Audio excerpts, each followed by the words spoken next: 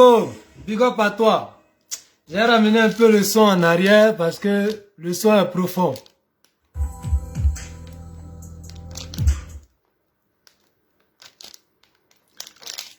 Excusez-moi le temps de partager la vidéo et tout. Je remets le son parce que c'est profond. Ça dit beaucoup de choses. Ok, famille, on va jouer le son, voilà, en fond sonore. Et puis on va essayer de causer. Big up à toi, Minigan Sissé. Big up à toi, Seydine de Fila. Chef frère, je te remercie pour ton combat. Voilà, ta détermination et ta fidélité pour ce grand monsieur que nous tous, on a décidé de soutenir comme ça. Parce qu'il est dans la vérité. Parce qu'il est là pour la Côte d'Ivoire. Il ne fait pas de distinction entre les enfants de la Côte d'Ivoire. Que tu viennes du nord, du sud, de l'est ou de l'ouest, en passant par le sud et le centre, que tu sois blanc, Bété, Baoulé, Adjoukrou, Djoula, il est là pour la Côte d'Ivoire.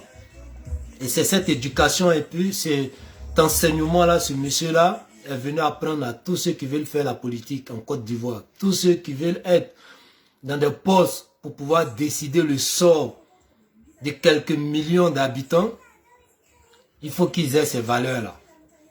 Donc, famille, voilà, j'ai mis un titre comme ça de ma vidéo. Nouvelle loi en Côte d'Ivoire, qu'est-ce que vous en pensez? Parce que voilà, c'est quelque chose peut-être qui nous concerne nous tous. Donc du coup, on va essayer de réfléchir là-dessus. Voilà. Moi, je peux comprendre ça d'une autre manière. Quelqu'un d'autre peut-être va comprendre ça d'une autre manière. Mais il n'y a que dans les échanges, il n'y a que dans la causerie, on peut s'emmener voilà, sur le droit chemin et comprendre pas mal de choses. Donc cette nouvelle loi-là, par rapport à l'interpellation même de la communication sur le monde numérique, ce monde numérique-là qui est une force en réalité. Mais qu'est-ce qu'on constate? Apparemment, il y a une loi qui doit être votée en Côte d'Ivoire sur l'interpellation de tous ceux qui voilà, vont communiquer comme ça sur ce monde numérique-là.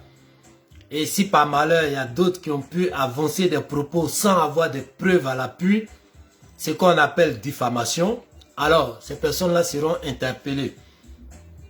Mais le problème, pourquoi je fais ma vidéo? Pour pouvoir me poser des questions. Est-ce qu'il y avait besoin qu'aujourd'hui, un gouvernement s'asseye autour d'une table pour pouvoir débattre sur ce sujet-là? Sachant très bien qu'il y a pas mal de choses en Côte d'Ivoire où on attend des résultats. Sachant très bien qu'il y a pas mal de choses en Côte d'Ivoire où ces autorités sont interpellées. Enfin, pas et tous, mais certains sont interpellés par rapport à les postes, par rapport à les actions et par rapport aux résultats même qu'on attendait d'eux. Donc, cette loi arrive à quel moment? Alors qu'il fut un moment où on a connu des gens comme ça qui avaient pris ce monde numérique là pour entrer en dessous des femmes, insulter le président jusqu'à aller atteindre même la dignité de sa mère, insulter le président lui-même, insulter sa femme, insulter presque tout le gouvernement.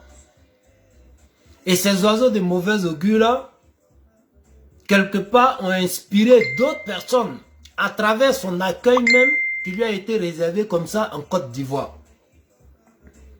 Mais est-ce qu'en ce moment, on ne pouvait pas voter des lois, même si déjà la loi de la Côte d'Ivoire condamne les diffamations, parce qu'on a vu pas mal de convocations ou interpellations de certaines personnes de ce même monde numérique-là. Donc, est-ce qu'il y avait besoin de s'asseoir autour d'une table pour venir encore débattre sur ça?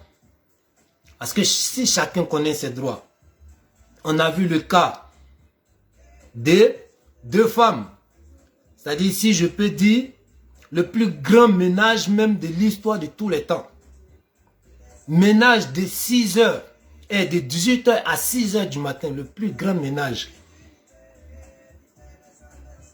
Et après ça, il y a eu interpellation. On passe sur ça. Il y a eu l'interpellation d'une cyberactiviste, Gore, qui parlait pas mal de choses sur peut-être l'ex Sinon, si Simone Gbagbo, parce que je ne peux même pas présenter cela comme ex-première dame ou bien truc, parce qu'ils n'ont pas été des exemples. Donc, sur Simone Gbagbo, et il y a eu interpellation par rapport à tout ce qu'elle disait. Et après ça encore, on a eu quoi? On a eu la communication d'un frère qui accusait l'autre, comme quoi il menaçait une jeune fille avec arme à feu, parce que celui-là même avait des gens dans le gouvernement sur qui il comptait. Donc, comme ça, il se permettait de menacer les gens avec les armes, faire chanter les gens avec les armes, libre à la personne d'aller poser plainte. Et la justice va faire son travail. Donc, pourquoi cette loi-là vient maintenant? Est-ce que c'est parce que ceux qui ont été diffamés, s'il y a diffamation, parce qu'il y a eu des révélations, eux qui se sont sentis indexés, on dit que c'est des diffamations, donc ils peuvent aller poser plainte. Mais est-ce que c'est ceux-mêmes qu'ils ont diffamés ou bien ceux-mêmes qu'ils ont, voilà, de raconter des choses sur les personnes, sont tellement influentes en Côte d'Ivoire, ces personnes-là sont tellement influentes en Côte d'Ivoire par leurs relations et par peut-être leur communication et leur influence même. Dans ce monde numérique-là, qu'aujourd'hui, un gouvernement va se lever pour venir s'asseoir autour d'une table pour pouvoir voter une loi. Parce qu'à la base, cette loi-là, c'est pour protéger qui? Lorsqu'on prend des exemples, des gens comme exemple même qui sont sur nos plateaux télé, des gens qui disent oui, moi je m'en fous des trucs de couple, de vie de couple. Le mariage, tout ça là, basta, c'est pas mon problème. Et ces personnes-là se promènent plus souvent sur nos plateaux télé, qui sont devenus des exemples de nos enfants aujourd'hui. Lorsqu'on regarde par exemple à la télé où on invite un ancien violeur à venir reproduire des scénarios de viol, comment il procédait dans le temps. Il n'y a pas eu de loi en ce moment. Alors, cette loi-là, ça vient à quel moment et ça vient pour qui en vérité? Est-ce que c'est ceux-mêmes qui interpellent comme ça le gouvernement et certaines autorités par rapport aux résultats qu'on attendait d'eux? Est-ce que cette loi-là vient comme ça menacer ou mettre les bâtons dans les roues de ceux-mêmes qui communiquent au nom de la Côte d'Ivoire, au nom de ce grand monsieur-là, pour l'accompagner dans son mandat, parce que aucune grande puissance peut aller sans son peuple. Et un peuple qui doit pouvoir donner la force à son président, c'est un peuple qui est éveillé, un peuple qui est, voilà, qui est conscient. Pourtant, on assiste à quoi en Côte d'Ivoire? Nos frères et sœurs se font manipuler par des magiciens qui se font appeler politiciens. Parce que ceux-là même, pas mal, manquent d'éducation politique. Parce que ceux-là même, à cause du désespoir que ces vauriens-là avaient laissé pendant les mandats. Et aujourd'hui, ils reviennent blaguer ces personnes qu'ils avaient embobinées, qu'ils avaient abruties dans le temps. Parce qu'à la base, c'est ce genre de personnes-là, eux, ils voulaient. Alors, si aujourd'hui, certaines personnes se mettent à la disposition de leurs semblables et de ce grand monsieur pour interpeller nos frères et sœurs qui se font manipuler, pour éveiller la conscience de nos frères et sœurs, pour dire, quel que soit notre bord politique, on doit pouvoir construire la Côte d'Ivoire ensemble. Quelles que soient nos ethnies et nos bords politiques. Du moment où il y a un président au pouvoir, on doit lui donner la force en tant que citoyen de ce pays pour que ce président-là puisse avoir la force pour pouvoir négocier ou débattre face à ses homologues. Parce qu'on sait très bien que la division pour régner là, ça a toujours existé et ça va toujours exister. Ils ont parlé de... Oui, ils ont parlé de fake news. Mais fake news, cher frère Abou Dessoum. Tu penses que les blogueurs aujourd'hui s'intéressent plus à la réalité de la Côte d'Ivoire, à la situation de nos parents? Donc, on parle de fake news, qui sont ceux qui communiquent beaucoup. Et quelle est la communication de ceux même qu'on va interpréter en fake news? Parce que jusqu'à preuve du contraire, les blogueurs, si ce n'est pas quasiment des papos, telle personne a lapé telle personne de 18 h à 6 h du matin, c'est celle-là, elle est venue sur l'eau, ou bien non, celle-là, elle travaille avec les papiers de X, non, celle-là, c'est une mytho, elle fait croire aux gens qu'elle a plusieurs sociétés, alors qu'elle dort en colocation. Les blogueurs, là, c'est ça la communication. Les blogueurs ne s'intéressent pas à la réalité de la Côte d'Ivoire, à ce que nos parents vivent. Donc, les fake news, qui sont ceux qui racontent les fake news? Donc, cette loi, en vérité, ne concerne pas les blogueurs parce que ça ne fait pas partie de leur tasse de thé. Pour qu'un gouvernement se lève aujourd'hui pour dire, ah, comme tu as dit que celle-là est venue sur bateau, ou bien celle-là ment que, voilà, qu'elle a plusieurs sociétés, alors que c'est faux en vérité. Tu penses qu'un gouvernement sérieux va venir s'asseoir pour pouvoir voter une loi par rapport aux diffamations de ces blogueurs-là, de la communication de ces blogueurs-là? Cher frère Aboudé, je ne crois pas. Et tu penses qu'aujourd'hui, ce gouvernement, un gouvernement sérieux va venir s'asseoir parce que l'autre a dit à l'autre, oui, tu menaces les gens avec arme à feu parce que tu as des protégés, ou bien tu as de bons vieux pères dans le gouvernement qui peuvent te protéger, alors tu te permets tout. Tu penses que c'est à cause de ça, un gouvernement sérieux va venir s'asseoir pour voter une loi? Non. Mais ce que tu n'as pas compris, pourquoi jusqu'à preuve du contraire, on ne reconnaît pas, c'est-à-dire les blogueurs, dans aucun parti, ils ont légalisé même la communication des cyberactivistes pour dire, voilà, on crée tel statut pour vous, pour que vous puissiez communiquer au nom du parti, et on essaie d'organiser même ou bien structurer cette communication-là.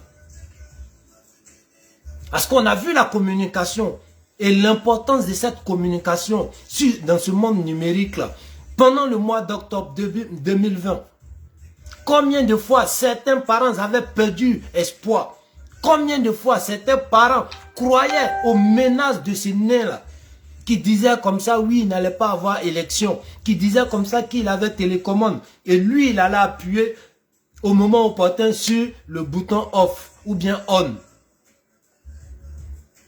Mais on a vu combien de fois la communication de ce monde numérique-là a pu galvaniser nos parents, a pu donner encore la sérénité à nos parents.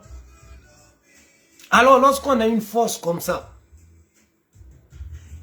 quoi de mieux que de pouvoir structurer ça, et surtout des gens qui avaient une conviction, qui communiquaient au nom de la cohésion sociale et au nom de la paix en Côte d'Ivoire. Quoi de mieux que les structurer et les utiliser pour vous accompagner. Pour vous accompagner. De telle sorte que, voilà, ceux-là même, parce qu'ils ont galvanisé la population hier, ils ont rassuré la population hier. Alors, qu'est-ce qu'on ne peut pas faire encore? Ou bien qu'est-ce qu'on peut faire encore? C'est l'éveil des esprits, l'éveil des consciences de la population. Pour ne pas que des magiciens viennent les manipuler. Mais en même temps, dans l'éveil des consciences et l'éveil des esprits, il y a une population éveillée et responsable qui saura ses droits et devoirs. Qui saura à quel moment revendiquer ses droits, à quel moment interpeller les autorités, parce que c'est cette population-là qui donne la force à ces autorités-là, à travers les voix, qui a fait qu'il y ait un président en Côte d'Ivoire. Et ce président-là a permis à construire un gouvernement. Lorsqu'on voit aujourd'hui en Côte d'Ivoire, certaines personnes s'accrochent toujours à Gbagbo parce qu'il y a un lien. Il y a un lien de trucs et de villages où il y a un lien de sang qui les lie, même s'il n'a rien à gagner. Mais juste à cause de ce lien-là, il arrive à se faire manipuler. Mais à quoi on a assisté après les élections de 2020? Certains ont approché certains cybermilitants qui n'ont pas été forts, qui ont transformé comme ça leurs convictions en commerce. Aujourd'hui, combien de personnes ou bien combien de plateformes dénoncent, interpellent nos autorités sur les réalités que nos parents vivent?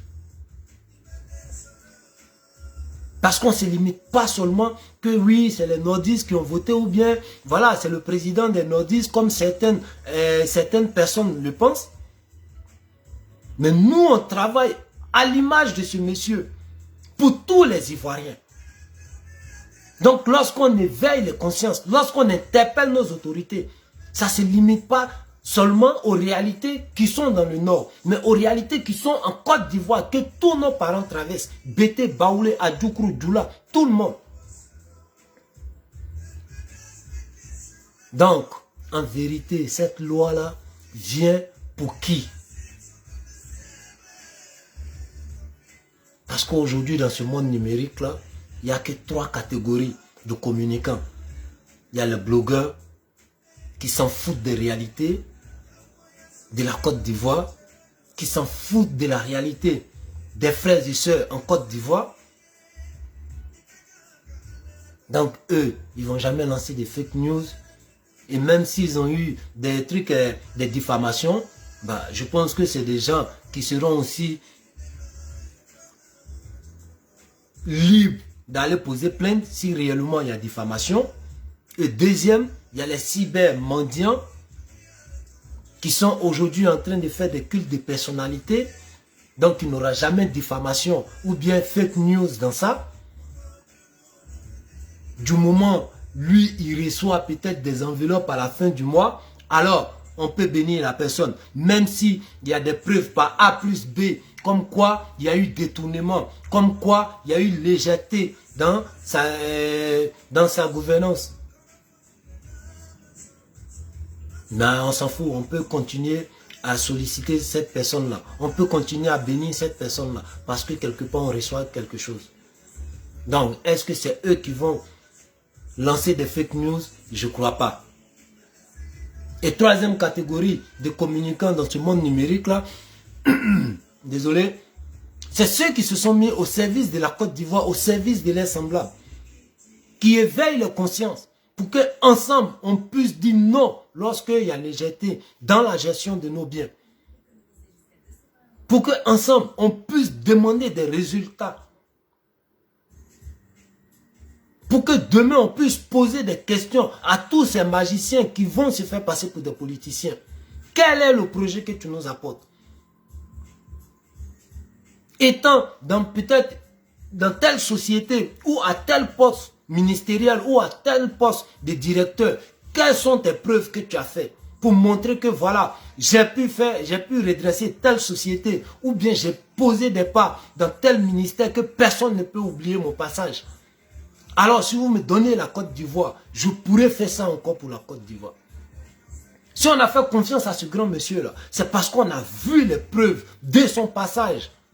Que ce soit à la banque en Afrique, à la banque mondiale et à la CEDEAO aussi. Et c'est ce qui a amené les gens à faire confiance à ce monsieur.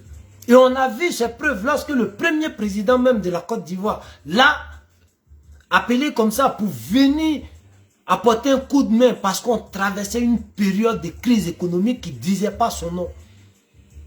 Ce qui empêchait même le vieux de dormir. Regardant autour de lui, il avait perdu espoir. Et ce monsieur-là fut la lumière qui donna espoir à ce grand monsieur-là. Qui donna un temps de répit à ce grand monsieur-là. Oui, effectivement, chers frères, à la BCAO et à l'FMI, le monsieur, il a montré ses preuves. Et auprès de ce grand monsieur-là encore, et auprès du premier président, le monsieur,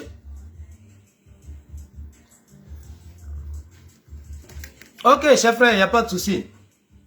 Donc, voilà, le monsieur a montré ses preuves et c'est ce qui a convaincu les gens.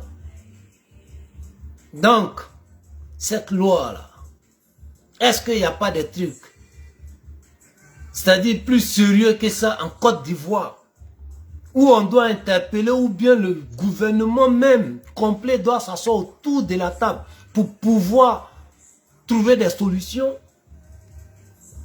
que d'organiser le conseil des ministres pour la condamnation de ceux qui vont lancer des fake news et tout. Mais ce que ça cache, nous quand on parle, on dit on est moutons noirs. Mais avec le temps, la vérité va se savoir.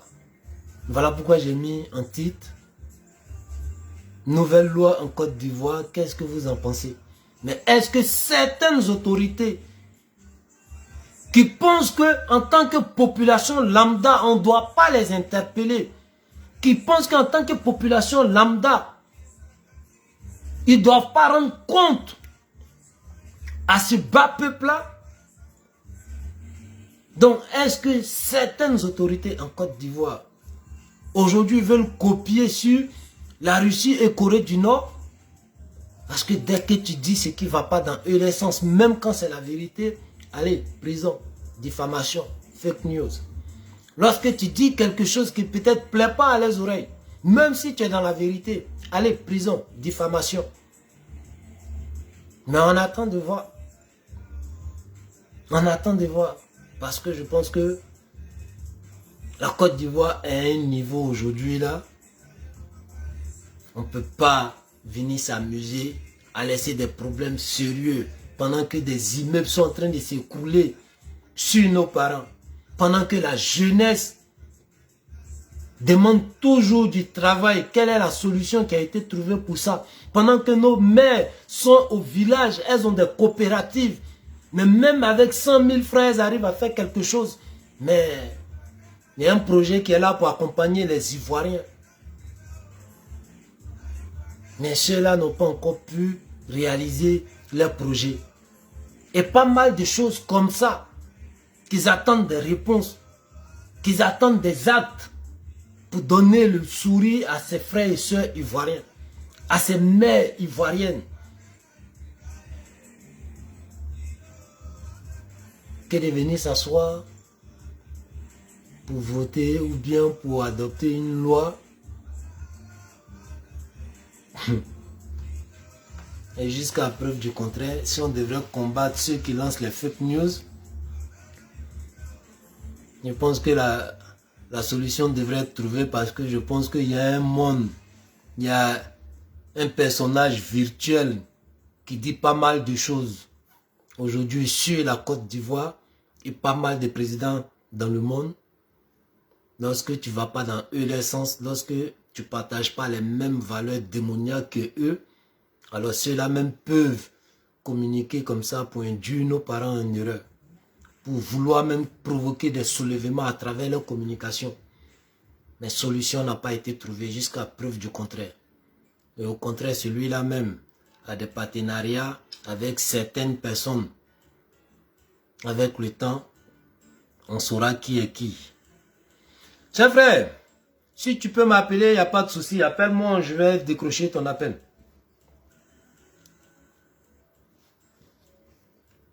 Ou si tu veux, je t'appelle.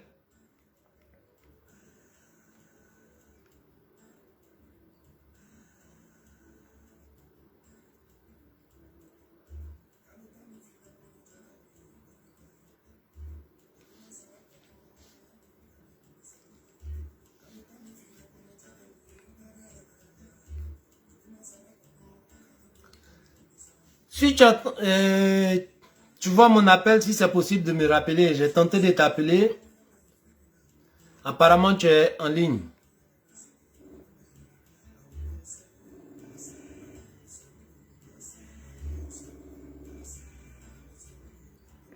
Effectivement, Yann, jusqu'à preuve du contraire, je ne sais pas, cette loi-là est venue pourquoi, mais on peut laisser ceux-mêmes qui ont de l'influence comme ça, même pas positive, mais négative sur nos frères et sœurs, sur la population aujourd'hui en Côte d'Ivoire.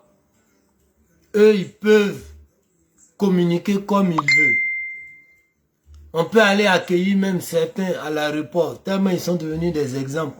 Pourtant, je ne vois même pas qu'est-ce qu'ils apportent à ceux-mêmes qui sont allés les accueillir.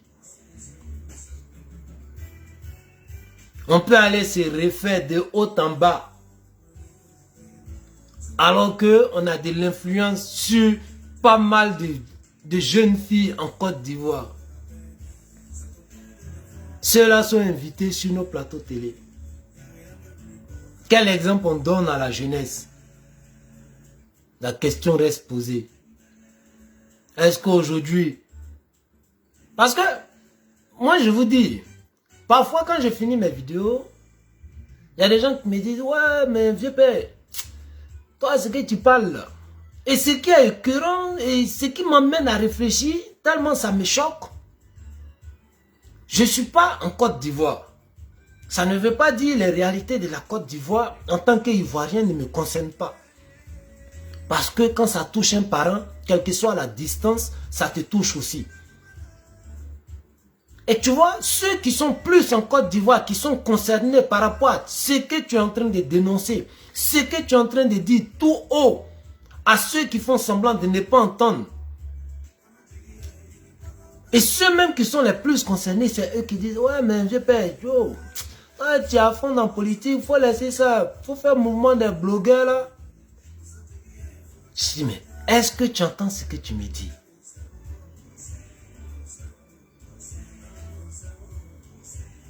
Je parle d'une réalité où la jeunesse n'a pas de travail, où nos frères et sœurs... Allô? Oui, bonsoir, chef frère. Comment ça va? Oui, alhamdoulilah. Si à la santé, c'est le plus important. Est-ce que vous m'entendez correctement? Oui, moi je t'entends correctement. Et les gars, si vous entendez correctement le truc et l'appel, faites-moi signe. Et puis, on va avancer. Donc, si vous me permettez, je voulais prendre la parole pour donner un peu de mon avis. D'accord? Chef frère, Ok. fais-toi plaisir. Ok. Vraiment, j'aimerais te dire merci. Et surtout, aujourd'hui, on a fait une émission rapide. Ce n'est pas dans nos habitudes. Et le dernier intervenant, de façon inattendue... Chef frère, on dit le son est un peu faible. Je ne sais pas si tu peux augmenter le volume de ton côté parce que là, moi, je suis à fond. Ok. Sinon, j'ai augmenté aussi ici. Je ne sais pas s'il y a un changement de tout.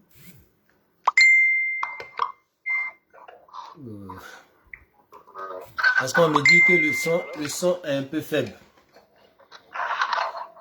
Mais est-ce que maintenant, c'est bon? Bon, là, je pense que ça va un peu. Yann, chef frère, merci pour le message. Dis-moi toujours si c'est bon ou pas.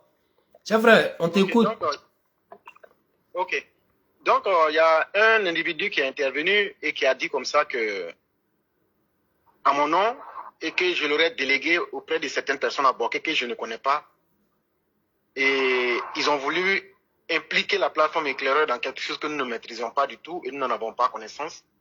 Et je souhaiterais avertir tout le monde que l'éclaireur pro-vérité, comme dans nos habitudes, Oui. on n'a qu'un seul canal de communication, c'est sur notre plateforme. Ou bien, on a les vrais élèves de la classe qui existent dans chaque pays du monde. C'est à ceux-là qu'on s'adresse. Et en Côte d'Ivoire, les seules personnes qui sont mandatées à représenter l'éclaireur, c'est le roi du printemps et Sundiata le conquérant. Après ça, toute autre forme de personne, c'est de l'arnaque et du dilatoire et ne vous laissez pas impressionner. C'est ce que j'allais dire d'abord, si vous me le permettez. Chef frère, il n'y a pas de problème. Ok.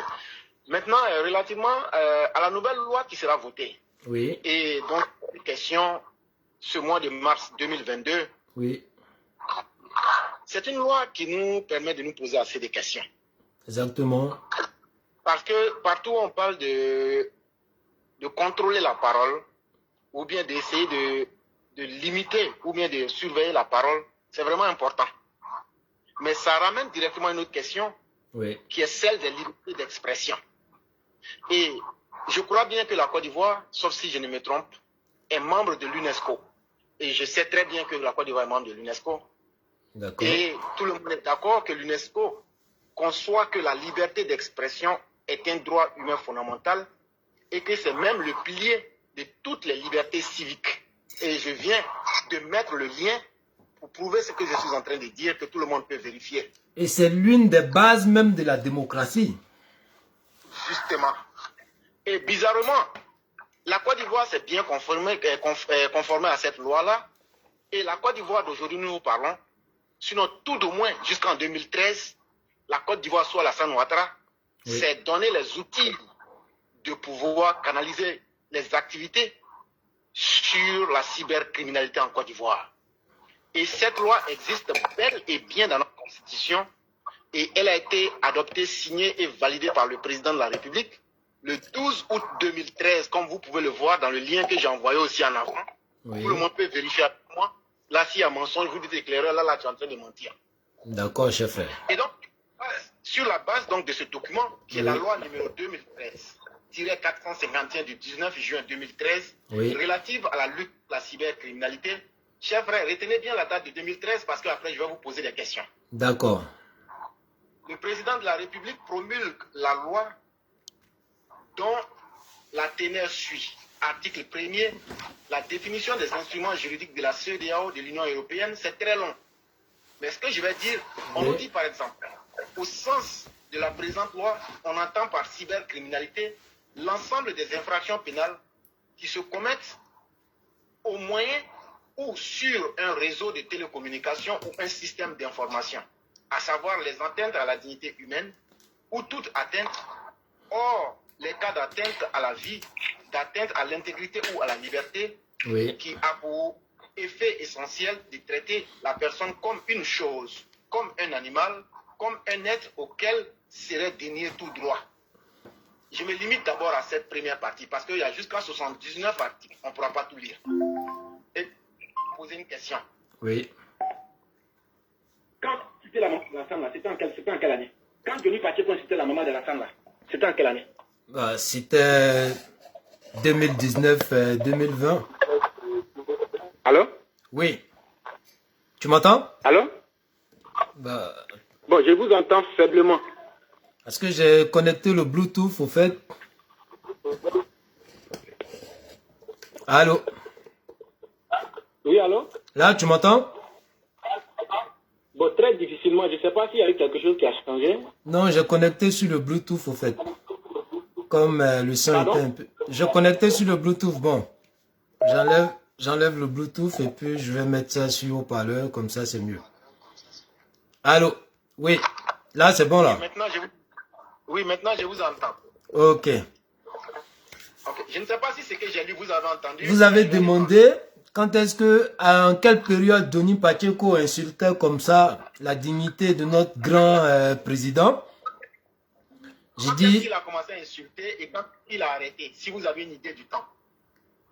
Bon, l'intervalle, il a commencé à insulter depuis, voilà, les années 2017, 2018.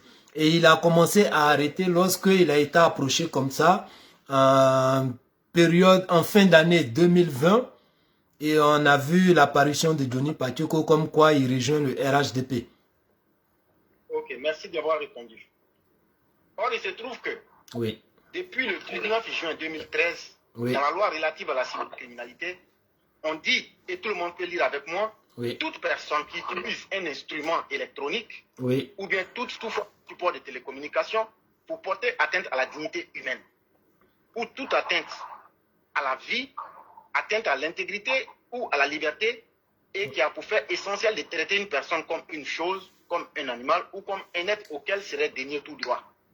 Quand Johnny Pacheco insultait la maman du président Ouattara, là, cette loi qui a été votée en 2013, là, on ne pouvait pas l'appliquer.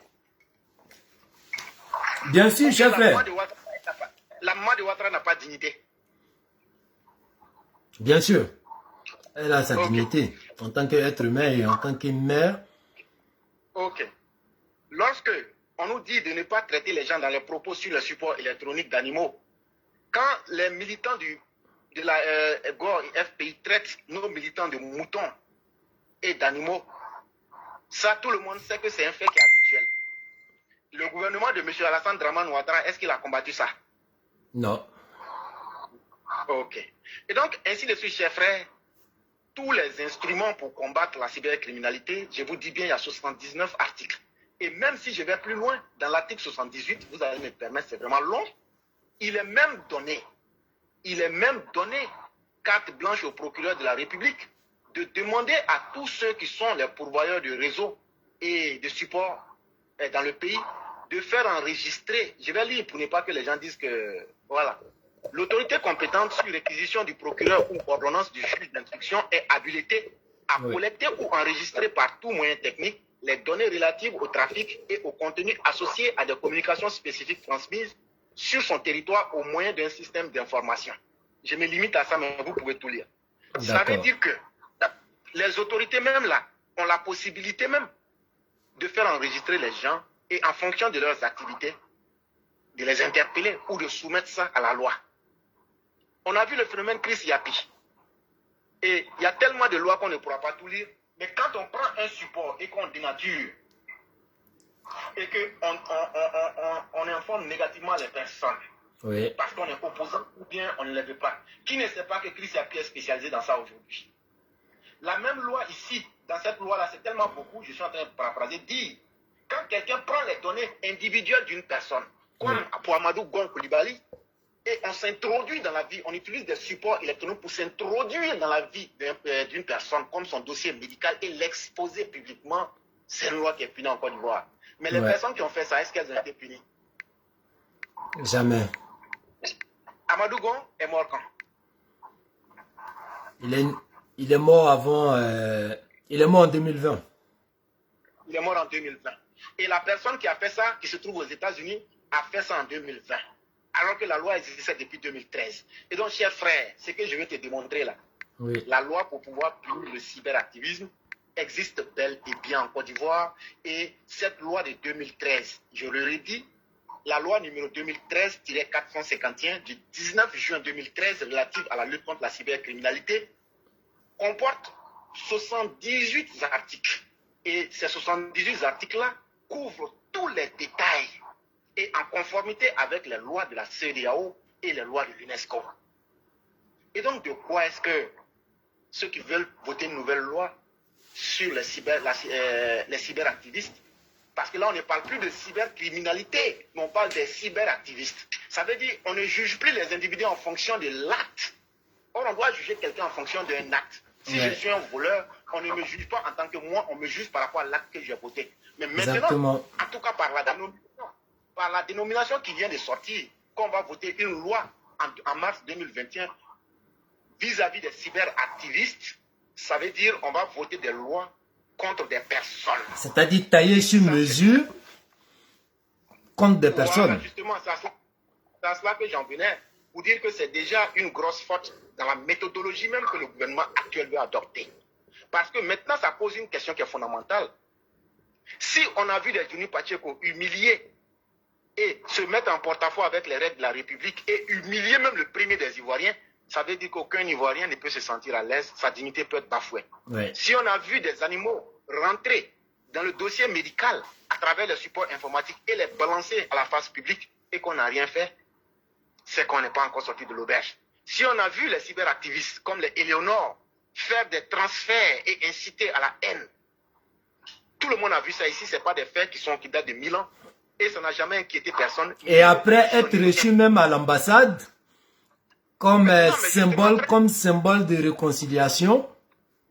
Justement, c'est fait exprès parce que ces gens peuvent tout se permettre, mais en même temps, on comprend que si le gouvernement actuel veut réellement voter une nouvelle loi, nous lui disons que le gouvernement actuel applique d'abord la loi numéro 2013-451 qu'il a votée en 2013. C'est vraiment important et ça fait partie du respect de soi-même. Parce que quand tu votes une loi que tu n'appliques pas, et une loi qui se retrouve dans le journal officiel en date du 12 août 2013, et que les gens, et une partie de la population a foulé ces lois, et que nos autorités sont restées tranquilles sans rien dire, aujourd'hui elles sont très mal placées pour venir nous dire, bon, la loi existait, mais on s'en fout de ce qui est passé, on ne regarde plus les lois qui sont là. Maintenant, on va venir voter notre loi, mais qui concerne les personnes, les cyberactivistes. Parce que nous sommes dans la langue française. Et si je me trompe, je crois qu'il y a des gens mieux indiqués qui peuvent me recadrer. Et donc, chers frères, ça nous ramène à une question fondamentale. Puisqu'ils vont viser maintenant des individus, ça veut dire des personnes, on va les viser sur quelle base? Puisqu'on ne va plus juger l'acte, mais on va juger maintenant les individus. C'est quel genre d'individus on veut juger? Parce qu'on ne juge pas ceux qui insultent les présidents. On ne juge pas ceux qui ont créé la haine. On ne juge pas ceux qui ont fait le CNT. On ne juge pas ceux qui rentrent dans les dossiers médicaux des autres. Maintenant, c'est qui on veut juger. En tant qu'autorité du pays, chef frère, si tu me permets, en tant qu'autorité du pays, on reste assistant à tout ça. Et le problème, c'est que il y a des personnes lambda, comme celle qui a été, qui a été comme ça accusée de se faire lessiver de 18h à 6h du matin. Eux, ils ont pu poser plainte. Et la justice a fait son travail. Comme celle qui a été comme ça diffamée sur pas mal de dits par rapport à une militante même de son parti, elle a pu poser plainte et cette dernière-là a été interpellée jusqu'à l'aéroport le jour de son départ pour venir sur la France. Mais quel est le pouvoir du gouvernement pour ne pas se donner cette force-là et cette opportunité-là d'interpeller des gens qui n'ont pas été des exemples, même pour nos frères, qui n'ont pas été des exemples pour la cohésion sociale et la paix en Côte d'Ivoire. Et c'est maintenant on veut venir faire une loi sur mesure, alors qu'aujourd'hui, il y a pas mal de dossiers qui nous interpellent par rapport à la cherté de la vie, par rapport à pas mal de trucs, où on demande à nos autorités de s'asseoir et essayer de se projeter pour trouver des solutions à ça, et trouver des solutions pour ne pas que ça se répète demain. On préfère venir dire oui, on va réfléchir sur une nouvelle loi par rapport à la communication de ce monde numérique. Qu'est-ce que ça cache? Chers frères, désolé si je fais une parenthèse, je te laisse développer. Il n'y a pas de... Ok. Et donc, comme je le disais, une loi déjà qui se spécifie en ciblant les individus n'est plus une loi. Ça devient maintenant un objet pour pouvoir régler des comptes. Exactement. Et lorsqu'on nous dit qu'il n'y a pas une loi contre les cyberactivistes, ce n'est pas une loi qu'on veut contre les cyberactivistes, mais on veut une loi contre la cybercriminalité.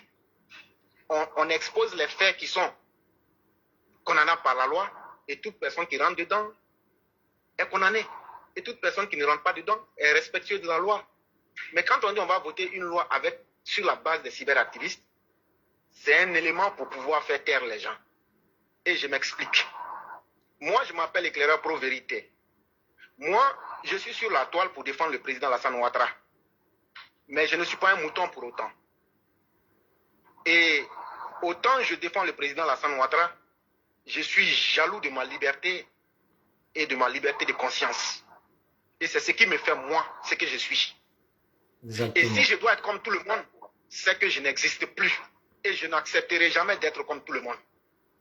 Et donc, il se trouve que dans ce contexte, ceux qui sont des personnes qu'on n'arrive pas à maîtriser, soit de façon douce par la corruption, en faisant d'eux des supporters de certains cadres du RHDP, on les ostracise comme des terroristes, comme des personnes dangereuses, mais on n'a jamais le courage de venir montrer ce qu'ils ou elles disent qu'ils soient mauvais.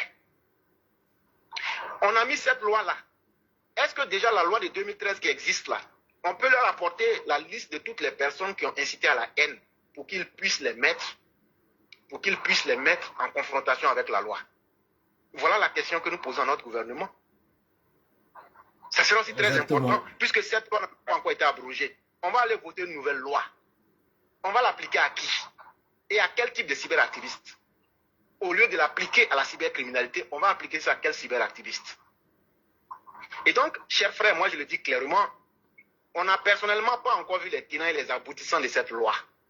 Mais nous, on préfère par anticipation dire que c'est un jeu de dupes. En réalité, certains cadres du RHDP que vous connaissez et qui font l'objet de certaines critiques parce qu'ils ont été incompétents dans leurs différents ministères, vu qu'ils ont été soumis à la réalité du terrain avec des preuves palpables qu'ils ne peuvent pas nier et qui ne seront jamais capables de nier, il semblerait pour moi, en tout cas, que ces personnes-là se soient dit, il faut qu'on puisse faire taire ces personnes qui sont des esprits indépendants pour que ces personnes-là ne puissent pas exercer leur liberté de parole, ne puissent pas exercer leur droit de vote, parce que c'est nous, on a fait que le président Ouattara est là, et pour venir défendre cette liberté et pour surveiller le travail qui est fait pour les Ivoiriens. Cette nouvelle loi qui est votée, dans mon sens, on attend de voir, mais on préfère leur dire par anticipation, si vous avez été incapable de combattre le cyberactivisme, la criminalité cyberactiviste, la criminalité du cyberactivisme, ce n'est pas les cyberactivistes que vous pourrez combattre. Parce que la cybercriminalité, là, vous n'avez pas pu combattre. La PLCC est là, la LDTV existe, ils incitent à la haine, ils font des levées de fonds pour créer la guerre et inciter à la haine. Mais est-ce que la PLCC a pu les fermer? Jamais. Et moi-même qui vous parle là, il ne peut pas se passer 1 ou 2 mois sans que Sundiata ou le roi du printemps ne me supplie avec des listes pour qu'on les ferme. Mais le gouvernement actuel ne fait rien. On laisse ces sites-là prospérer, alors qu'ils ont les moyens de bloquer leur communication entrant en Côte d'Ivoire. On nous dit non, ils sont en France. Oui, c'est vrai. Mais on peut bloquer. Si on dit là, il y a telle chose avec les références, on peut bloquer. Mais est-ce qu'ils font ça? Non. Aujourd'hui, moi je le dis, cette loi-là, ce n'est pas fait contre les criminels qu'on connaît déjà. C'est fait contre les esprits libres et indépendants que nous sommes. Parce qu'ils se sont rendus compte que nous sommes venus mélanger tout leur business. Et qu'on les met à nu. Et qu'on dit ce qui n'est pas bon. Et ça ne les arrange pas. Et le drame dans l'histoire, ils n'arrivent pas à nous corrompre. Comme la majorité des cyberactivistes du RHDP. Et ça les fait extrêmement mal. Parce que nous ne sommes pas des consciences qui soient sur le marché. Et donc, cher frère, je vais me limiter là pour ne pas monopoliser la parole. Ok. Mais en toute sincérité, c'est ça. Voilà. Merci, cher frère. Et Monsieur Betté a demandé comme ça l'occasion de pouvoir intervenir. Cher frère Betté, je vais t'appeler. Mais avant de t'appeler, exactement, je veux comme ça, Danogo. Ici, nous, on n'a pas peur des contradictions. Mais quand tu dis quelque chose, il faut avoir des preuves. Lorsque on interpelle des ministres ou on dénonce des choses, c'est avec des preuves à l'appui. Et on arrive à démontrer ça par A plus B. Donc, tes propos, si tu as des preuves et que tu peux développer, tu peux m'appeler. Et puis, tu vas intervenir. Parce que ça ne sert à rien de rester et puis mettre des commentaires alors que tu as l'occasion d'appeler. Et en même temps aussi, on va te demander, en tant qu'Ivoirien, si peut-être tu es Ivoirien, je ne te connais pas, mais en tant qu'Ivoirien, qu'est-ce que tu apportes à tes frères et sœurs comme lutte ou comme action? Parce que c'est bien vrai. Ou bien facile de critiquer les autres. Mais quand on veut critiquer, là, il faut que nous-mêmes, on soit aussi des exemples. Donc, qu'est-ce que tu poses comme action aujourd'hui pour la construction de ce truc-là, de ce pays-là? Qu'est-ce que tu fais pour tes semblables en Côte d'Ivoire? Même si tu n'es pas en Côte d'Ivoire. Mais qu'est-ce que tu fais pour l'émancipation même de tes semblables en Côte d'Ivoire? Donc, ça ne sert à rien de mettre des messages, de gros messages. Si tu ne peux pas appeler, alors tais-toi. Parce que quand tu vas mettre des commentaires comme ça encore, je vais te bloquer. Je respecte tout le monde, mais je préfère qu'on me respecte. La position des éclaireurs, si tu le connais, tu n'as pas besoin de demander. Mais quand tu poses la question, c'est que tu as quelque chose d'autre en arrière-pensée. Donc tu peux appeler. Tu es libre d'appeler. Et on va te donner la parole. Tu vas développer ce que tu as dit. À bon attendeur, salut. Et cher frère, si tu tu me permettais, j'allais dire au frère Danogo d'appeler. Là, comme ça, on va bien comprendre son idée. Et je serai très disposé à lui montrer que je suis la seule personne qui donne librement la parole à n'importe qui, même aux opposants. Et il n'y a pas quelqu'un qui pratique l'esprit critique plus que nous. C'est pourquoi nous sommes les seuls à pouvoir même faire une grille de lecture dans notre propre parti politique.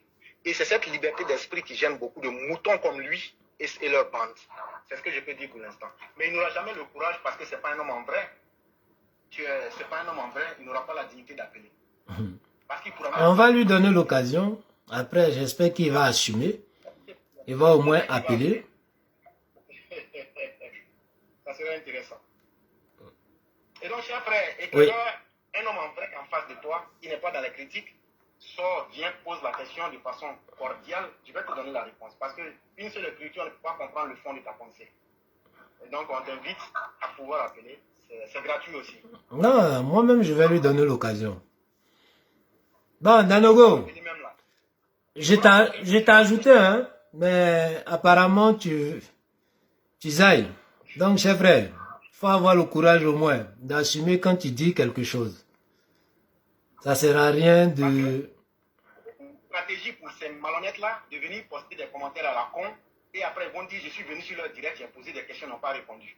Aujourd'hui, je te dis, Danogo, je suis là. Je m'appelle éclaireur pro vérité, il n'y en a pas deux. Viens, ce que tu dis là. Danogo, tu as été ajouté. Donc, viens développer. Tu peux... Non, on ne va pas te bloquer. On te donne l'opportunité de justifier ce que tu as dit. De développer tes accusations pour pouvoir convaincre les gens. Mais voilà que tu veux fuir le débat. Tu ne peux pas fuir, chef. Donc, on ne va pas te bloquer. Mais je t'ai rajouté pour que au moins tu puisses t'exprimer et convaincre pas mal de personnes à travers mon direct. Ça, au moins, je t'ai respecté. Donc, en retour, tu peux me respecter aussi. Comment il est inconséquent? Tu dis que je n'aime pas l'esprit critique, mais tu viens dire encore, tu peux me bloquer, mais l'éclaireur est trop cartésien. Ça veut dire que ça ne comprend même pas le français. Quand on parle de l'esprit critique, tu dis que je n'aime pas l'esprit critique, mais tu dis que je suis cartésien. Ça veut dire qu'il faut aller revoir tes cours. Bon. Pas quand même... Apparemment, Danogo a désisté. Donc, cher frère. Cher frère, je vais te dire quelque chose. Oui. À partir de maintenant, je ne serai plus modeste. Je vais faire sortir une partie de ma vraie nature. Tous ceux qui viendront en débat avec moi, je vais les laminer avec les preuves et après les humilier. À partir de maintenant, c'est ce que je vais faire. Non, cher frère, ça ne sert à rien. Tu es aujourd'hui un exemple pour pas mal de personnes et ne te laisse pas emporter par l'émotion de certaines interpellations d'esprit faible. Ce n'est pas l'émotion, mais il faut qu'on montre à ces corrompus-là que si eux ils ont vendu leur conscience-là, nous restons des hommes dignes et que nous avons cette liberté-là. Personne ne peut nous l'acheter. Et donc maintenant, je reste dans ma ligne, comme lui-même l'a dit, c'est mon cartésianisme qui vous gêne. Et parce que vous n'êtes pas habitué à ça. Et chers frères, il faut laisser, on va les rééduquer ici. Et après, quand ils vont se remettre au pas, ils vont comprendre qu'il y a des gens intelligents. Ok, chers frères. Je t'appelle sur Messenger là, tu ne réponds pas, tu viens pas me dire donne-moi ton contact. Quel contact tu veux? Va sur ton Messenger, tu vas voir. J'ai dit je vais le démonter par pièce, il va pas prendre. Donc, cher frère, je vais rajouter M. Berthe qui voulait intervenir.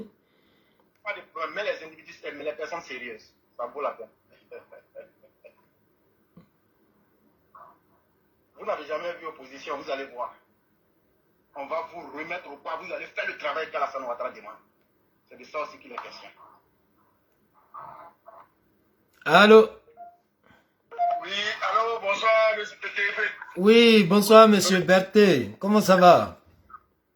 Alhamdulillah, ça va chez toi? Ça va, alhamdulillah, la Kouli Ali. Dieu merci, la famille, tout le monde va bien? Oui, ça va par la grâce de Dieu.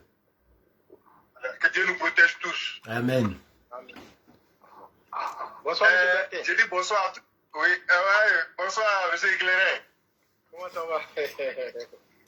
Alhamdulillah, ça va, et chez vous? Par la grâce de Dieu, tout va très bien. Alhamdulillah, la famille? Tout le monde va très bien. Et de ton côté? Dieu merci. Alhamdulillah, ça va très bien. Dieu merci. Ok. D'abord, j'ai dit bonsoir à toute la classe, bonsoir à tous les Mao, tous les Chao. Bonsoir, Vérité TF. Bonsoir, chef frère. J'ai dit bonsoir à toute la Côte d'Ivoire. Éclairé, d'abord, avant de rentrer en jeu, merci pour La démonstration. d'avoir mis Babo à sa place. Vraiment, le nettoyage avec les cachettes des bouches, ça a été bien propre. Et tout le monde entier vous dit merci. Merci beaucoup, M. Bertin. Donc, éclairé, en un mot, c'est maintenant, je vois que le message, ça passait et ça passe, ça va toujours continuer à passer.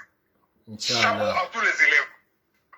Oui, parce que quelque part, vraiment, il y a un gros travail qui a été fait. Et devant le monde entier, on sait que nous sommes les enfants du président de la République de Côte d'Ivoire. Oui, cela veut confirmer, afin des décisions, tous les trucs qu'on veut parler, ça vient prouver que vraiment, il y a un groupe qui est là, qu'on appelle Éclairé Pro-Vérité, qu'on dit qu'ils sont minorités, mais très très efficaces et très puissants. Et là, on est d'accord, on frappe là où ça fait mal. Oui, avec la vérité, avec le respect. Oui, monsieur l'éclairé, à celui qu'on demande à ce qui vient au débat, éclairé, il ne faut plus parler de lui, avançons. On dit, un crapaud crie dans l'eau, qui peut maîtriser. Sinon, quand tu lui mets dans la main là, il ne va même pas respirer, après qu'on doit crier. Avançons. Oui, une chose j'ai su, on a frappé là où ça fait mal. Et puis éclairé, je vous jure, notre position, ça met le président de la République à l'aise. Et tous ceux qui l'aiment vraiment. Nous, on est là, on attend. Les vrais dossiers ne sont pas encore sortis. Ça tremble. C'est là les vrais dossiers vont sortir. Il faut que ça soit clair. Et puis, dans le respect, hein, nous, on a dit qu'on est là pour le président de la République, pour le bilan du président de la République et pour tous ceux qui sont prêts pour le président. Oui, on est majorité, on est minorité. Merci d'avoir dit qu'on est minorité, mais Dieu merci, on a l'homme le plus honnête sur la terre qui est avec nous, qui est monsieur le président de la République. Et tous les ministres qui sont prêts. Oui, éclairé, nous n'allons pas reculer. Jamais, M. Berté. Il ne sent pas, on est majorité à l'Assemblée nationale, mais une majorité silencieuse qui ne vote pas les décisions, qui ne vote rien. Et voilà ce qu'on vient nous proposer pour dire que c'est si ils vont prendre une décision contre les cyberactivistes.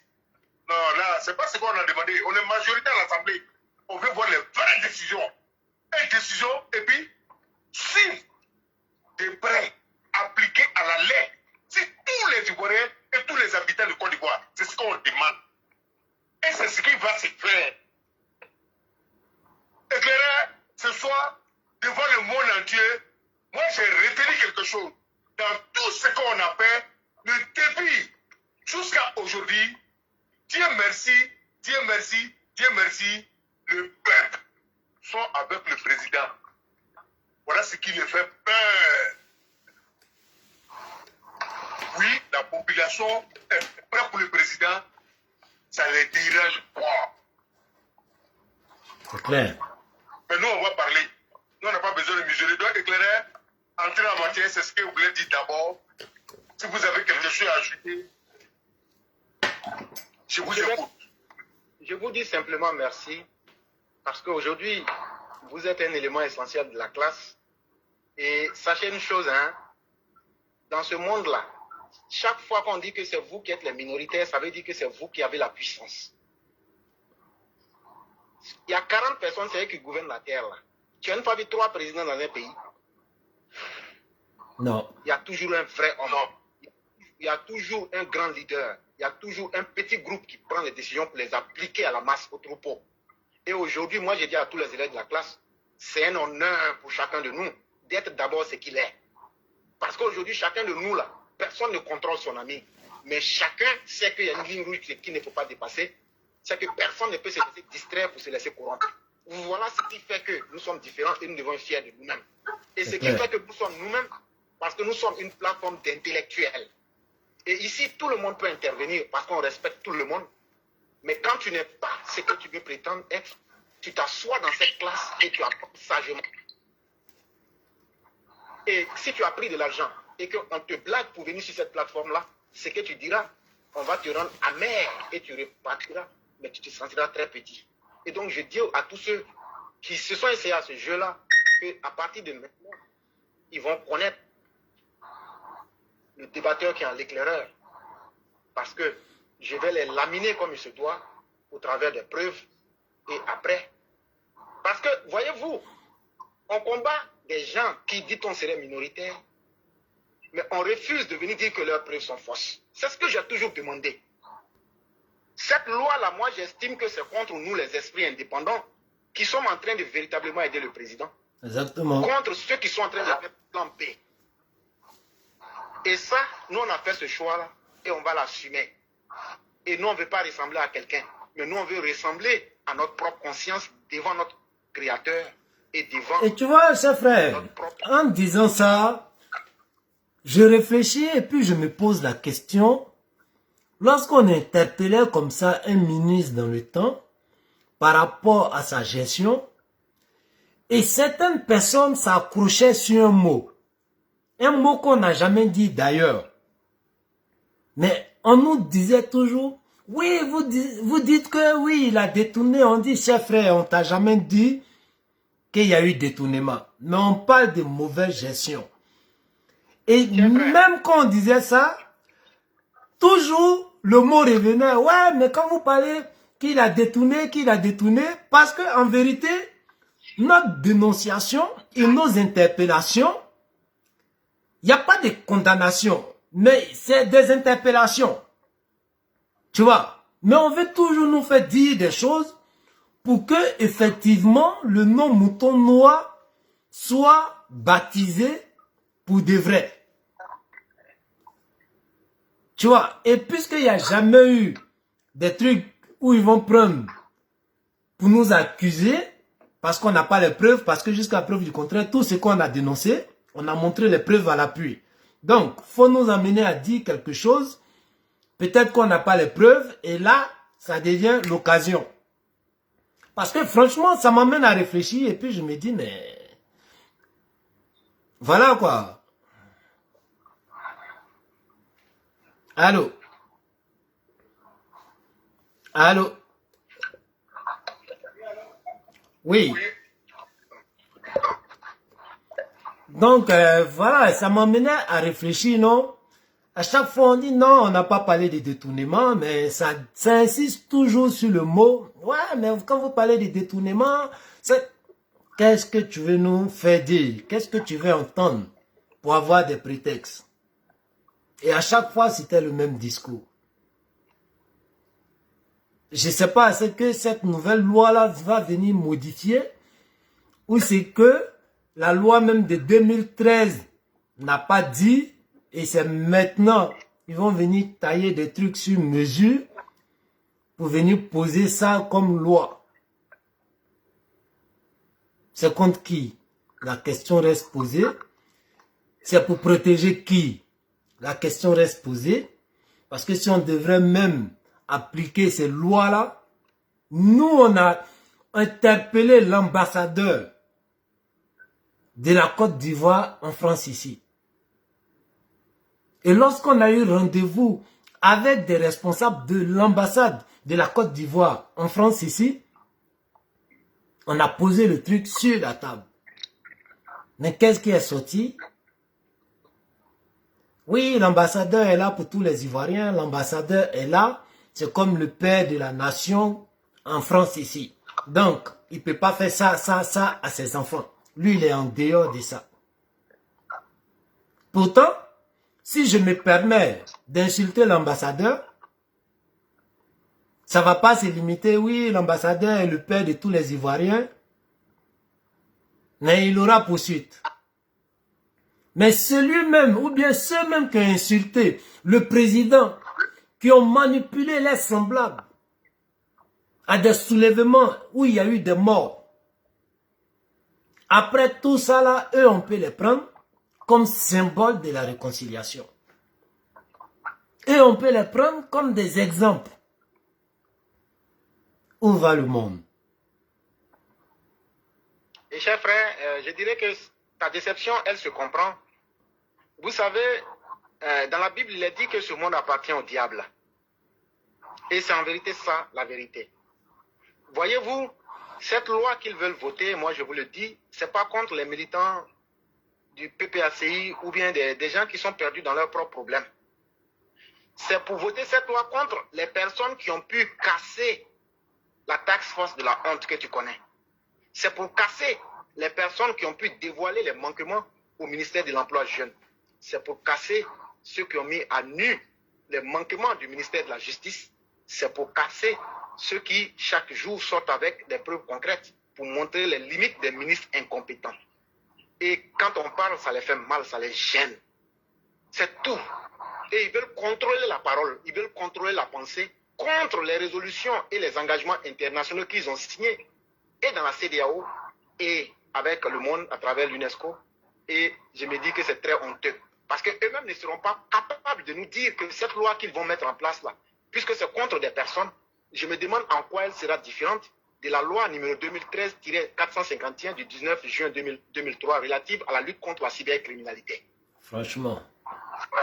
Je ne vois pas, sur les 79 ou 78 articles là, je ne vois pas ce qu'ils vont créer de nouveau.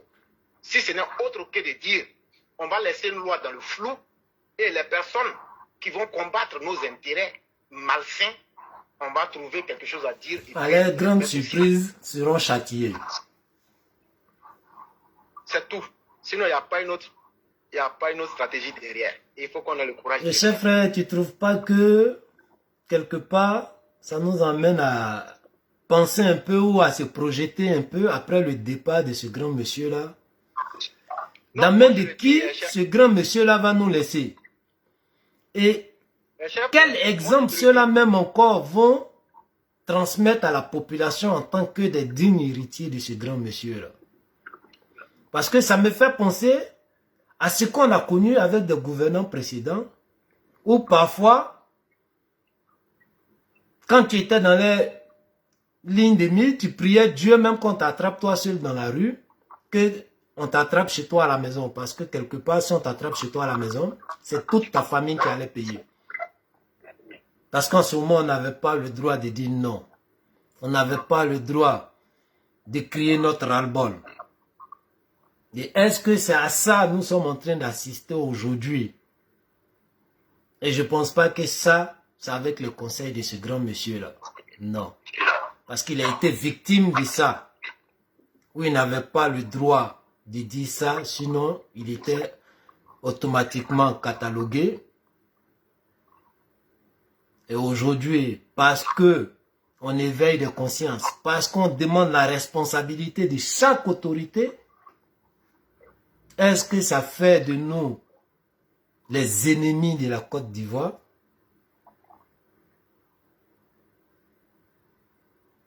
Franchement, l'après Alassane, il y a beaucoup de questions qui font peur, qu'on se pose, qui font peur. Et cher frère, si tu me permettais de parler, tu vois, souvent je dis que moi, mon combat se porte fondamentalement sur l'idéologie du président Ouattara et l'homme même. Mais pour vous dire aussi en vrai, pour beaucoup parmi nous, notre lutte risque de s'arrêter après l'après Ouattara. Parce que en tout cas, il y a 80-90% de chances. Justement, moi je le dis personnellement, moi je suis dans cet état d'esprit-là. Parce que moi, pour que je croie en quelqu'un, il faut que cette personne-là vraiment ait des qualités fortes. Et là, justement, je n'en vois pas pour l'instant, sincèrement. Et ça peut être désolant, mais dans la vie, il faut qu'on dise la vérité. Chacun lutte d'abord pour ses propres intérêts. Moi-même, éclaireur, là, je lutte pour mes intérêts. Et moi, mon intérêt, là, c'est avec Alassane Ouattara. Et je ne me vois pas en train de suivre des personnes qui ne reflètent même pas le minimum de mes valeurs morales, et que je conçois comme le minimum des valeurs morales. Qu'est-ce que je vais perdre avec? Et si le pays devient foutoir, mais mon frère, on tourne le dos et on passe à autre chose. De toute façon, nous ne serons pas les victimes directes. Parce que ceux pour qui on se bat, c'est eux qui viennent ici chaque jour nous faire comprendre qu'on n'est pas bien. Mais de toute façon, ils auront l'occasion d'expérimenter ce qui est bien pour eux et ce qui n'est pas bien. Mais au moins, nous aurions fait notre travail que de conscientiser les masses et d'amener les gens à comprendre la vérité du faux. C'est vraiment ça, pour dégager notre conscience, et c'est pour cela que nous faisons. Franchement, merci, chef frère. Merci, chef frère. Eh oui, big up à toi, chef frère Ben Meïté, big up à toi. Meïtous, big up à tous les élèves de la classe Yann, Minigan Sissé, et tous ceux qui sont en train de partager, tous ceux qui mettent les likes. Chef frère Bété, tu as quelque chose à rajouter? Oui. Vas-y. Oui, je vais rajouter quelque chose qui est très important. On t'écoute. En toute sincérité, Oui. ce que Éclairé a dit, moi, je suis tout à fait d'accord avec lui. Oui. Oui. Comment on peut comprendre que quand on pense que là où on est quitté, ce qu'on a traversé et ce qu'on a vu, et Dieu merci, on voit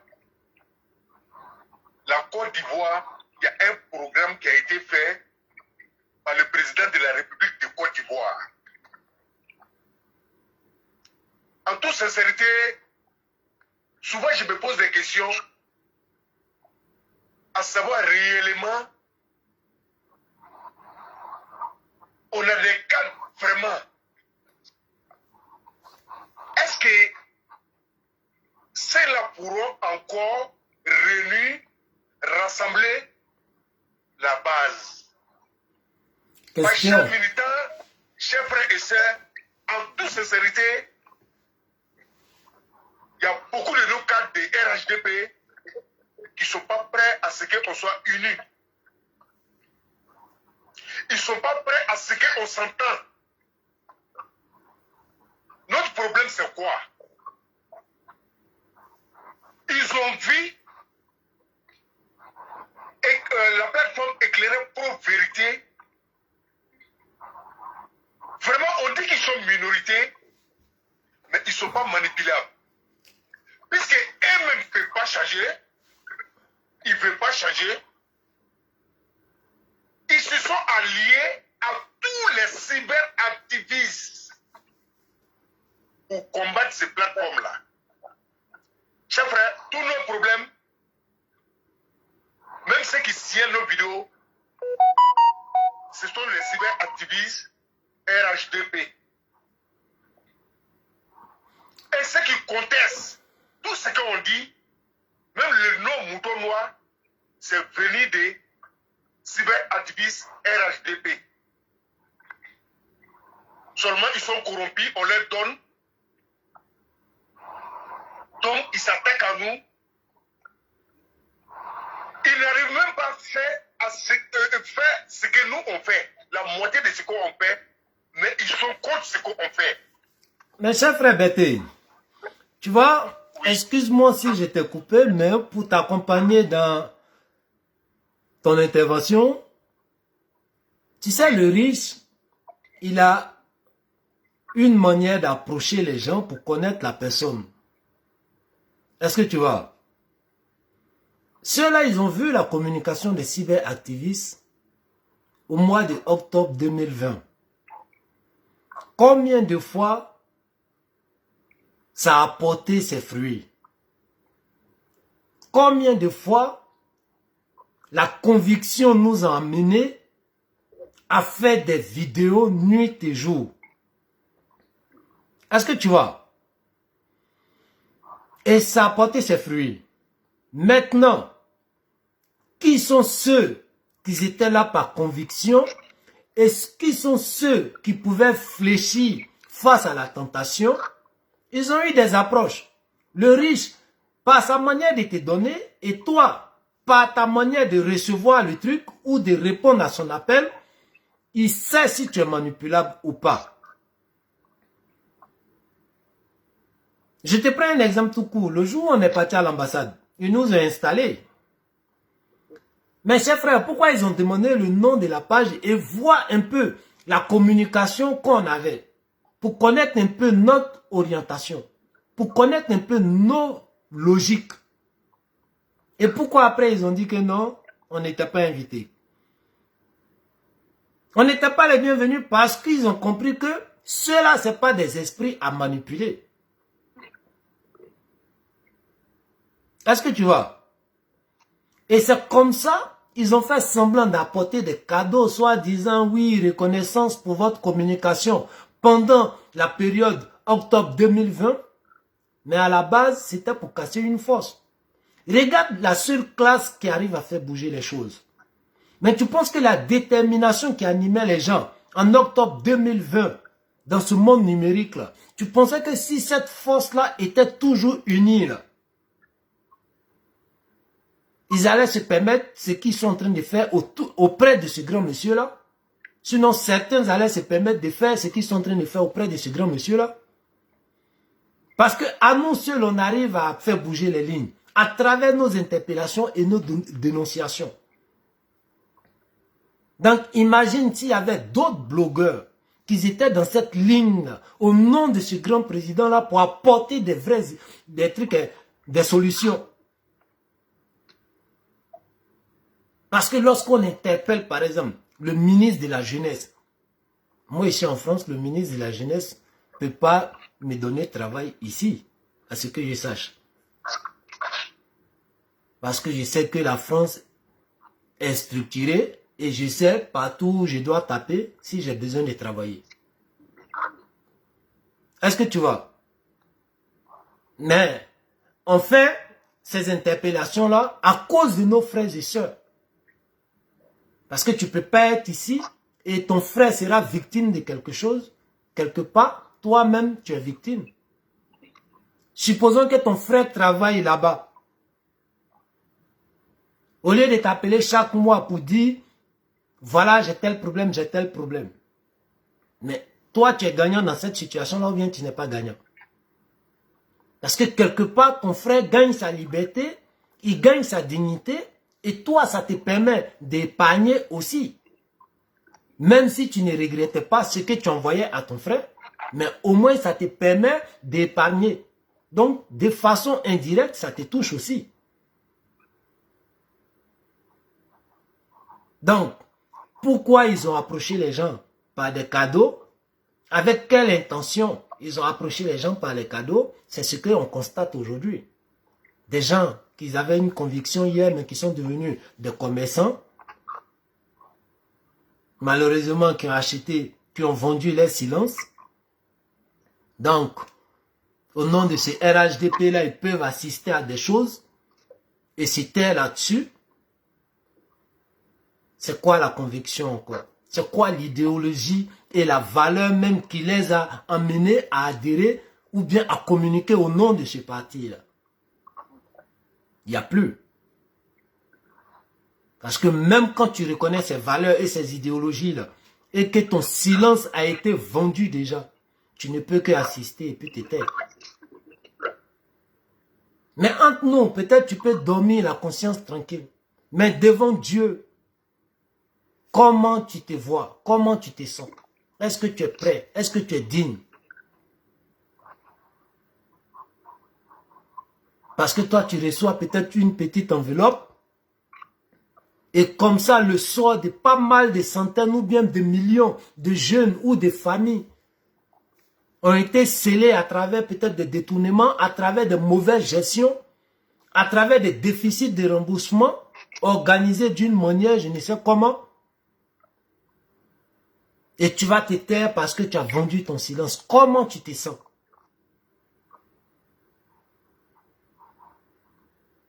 Tu parles de quelle conviction encore? Tu parles au nom de quel président encore? Lorsque ce grand président-là même se promène comme ça, d'autres l'ont surnommé Magellan, d'autres l'ont surnommé je ne sais quoi, parce qu'il tape à toutes les portes. Il arrive à faire sortir l'argent là où d'autres n'ont pas pu pour apporter. Et certains vont se permettre pour dire, ah, laissez, il va aller chercher. S'il envoie là, on fait gris-gris dessus encore. Et ce pourquoi il envoie l'argent, si le travail n'est pas fait comme il se doit. Et toi, tu t'étais. Après, tu dis, tu es communicant au nom de ce grand monsieur. Tu es communicant au nom de son parti. Mais tu communiques sur quoi?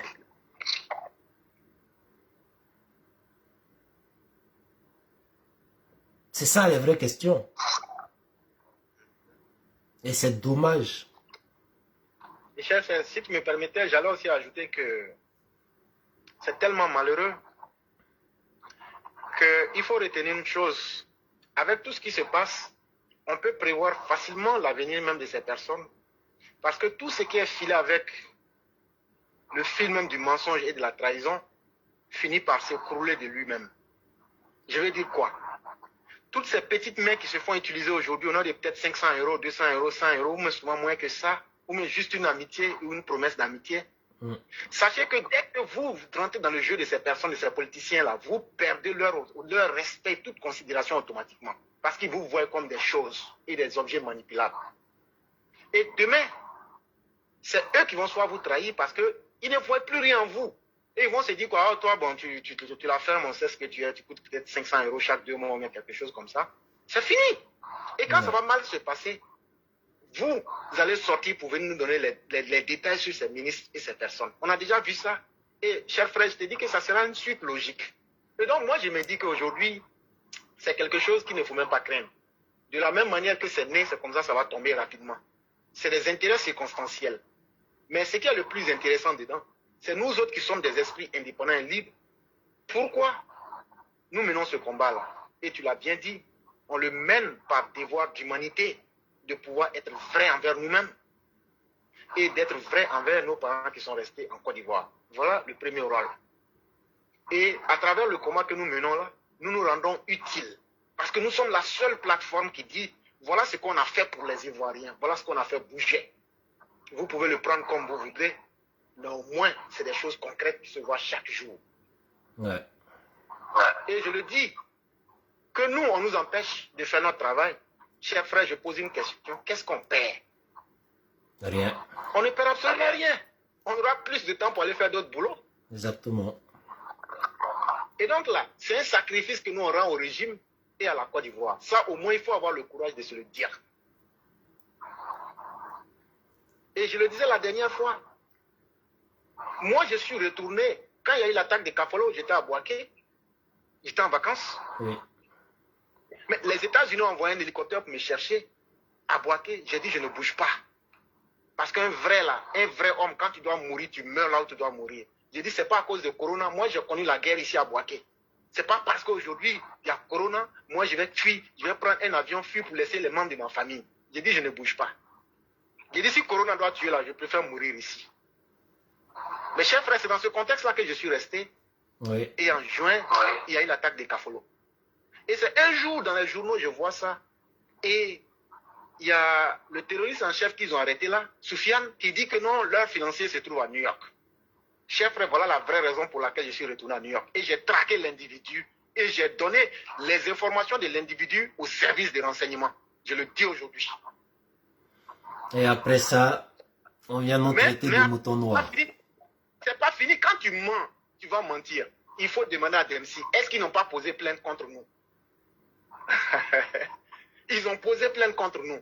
J'ai dit aux frères, laisse, c'est un garçon vrai qui est là. Je vais casser ça en face de toi. Et ce qui s'est passé là, eux-mêmes ils connaissent. Ouais.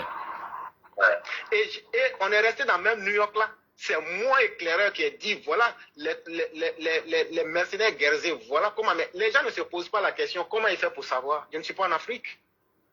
Et est-ce que ce jour-là, pour ceux qui se souviennent, est-ce que le lendemain, ils ne sont pas allés arrêter les véhicules comme je l'avais dit? Ça a été Ils ont arrêté des véhicules sous forme de corbillard qui contenaient assez d'armes. Et à partir de Daloa, tous les mercenaires qui étaient cachés, qui devraient attaquer, grâce à nos informateurs, j'ai signalé, avec la complicité du sous-préfet de l'époque, je ne vais pas donner certains détails, Ouais. et on a arrêté tous ces individus-là. Et donc, vous pensez que nous, on est venus pour s'amuser? Nous, on le fait à cause de la santé de la Côte d'Ivoire et de la vie de nos parents. Moi, je le dis aujourd'hui, là, même s'ils veulent, qu'eux-mêmes, ils aient le courage de dire qu'on vote cette loi-là ou bien qu'on est contre la plateforme. Ils ne sont pas suffisamment garçons.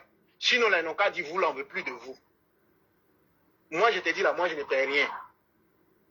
Et personne parmi nous ne perdra quelque chose. C'est clair. Ceux-mêmes qui auront la conscience lourde, ils vont perdre quelque chose qui va leur coûter cher. C'est clair. Et ça, il faut qu'on leur dise ça. On est dans une lutte où il y a des gens qui veulent l'argent aujourd'hui. On est dans une lutte où il y a des gens qui veulent défendre leur passé et leur dignité. Mes chers parents, moi, je vais vous dire quelque chose aujourd'hui. Ne pensez pas que cette lutte-là, elle est terminée. Hein? Ne Ça ne pensez pas fait que les que commencer. Guinéens ont fait leur travail. Ne pensez pas que ça n'a même pas encore commencé. Parce que ce que les ennemis se disent là, moi, j'ai beaucoup de contacts dans l'opposition. Et ils me disent, et avec preuve à l'appui, s'ils ont l'occasion d'avoir une minute, ceux qui sont en train de chercher l'argent là, ou même qui ont tissé des amitiés avec ces opposants là, quand ils ont voulu vous attaquer en d'autres là, c'est moi qui ai donné l'information. Je ne vais pas rentrer dans certains détails. J'ai donné l'information 1 mois auparavant. Mais tellement les gars ne voulaient pas prendre au sérieux, je suis reparti à Abidjan et j'ai touché qu'il fallait pour dire leur ça. Et à la veille, j'ai touché une autorité sécuritaire pour leur dire, essayez de fouiller les mendiants là. C'est pas sûr. Et net le lendemain, ils ont fait ça. Et les gens restent devant le fait accompli. Et donc, chers frères, c'est une manière de dire que chacun sait sa conviction. Et quand j'en vois certains qui disent, non, nous, il faut être comme ça, il faut être comme ça. Chers, vous ne savez pas qui nous sommes.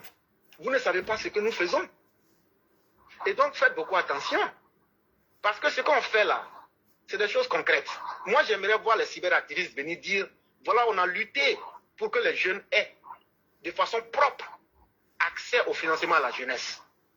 On a lutté pour que les gens aient leur carte d'identité. Mais il y a quelqu'un qui m'a insulté et dit, mais toi, non, tu veux qu'un entrée pour faire quoi?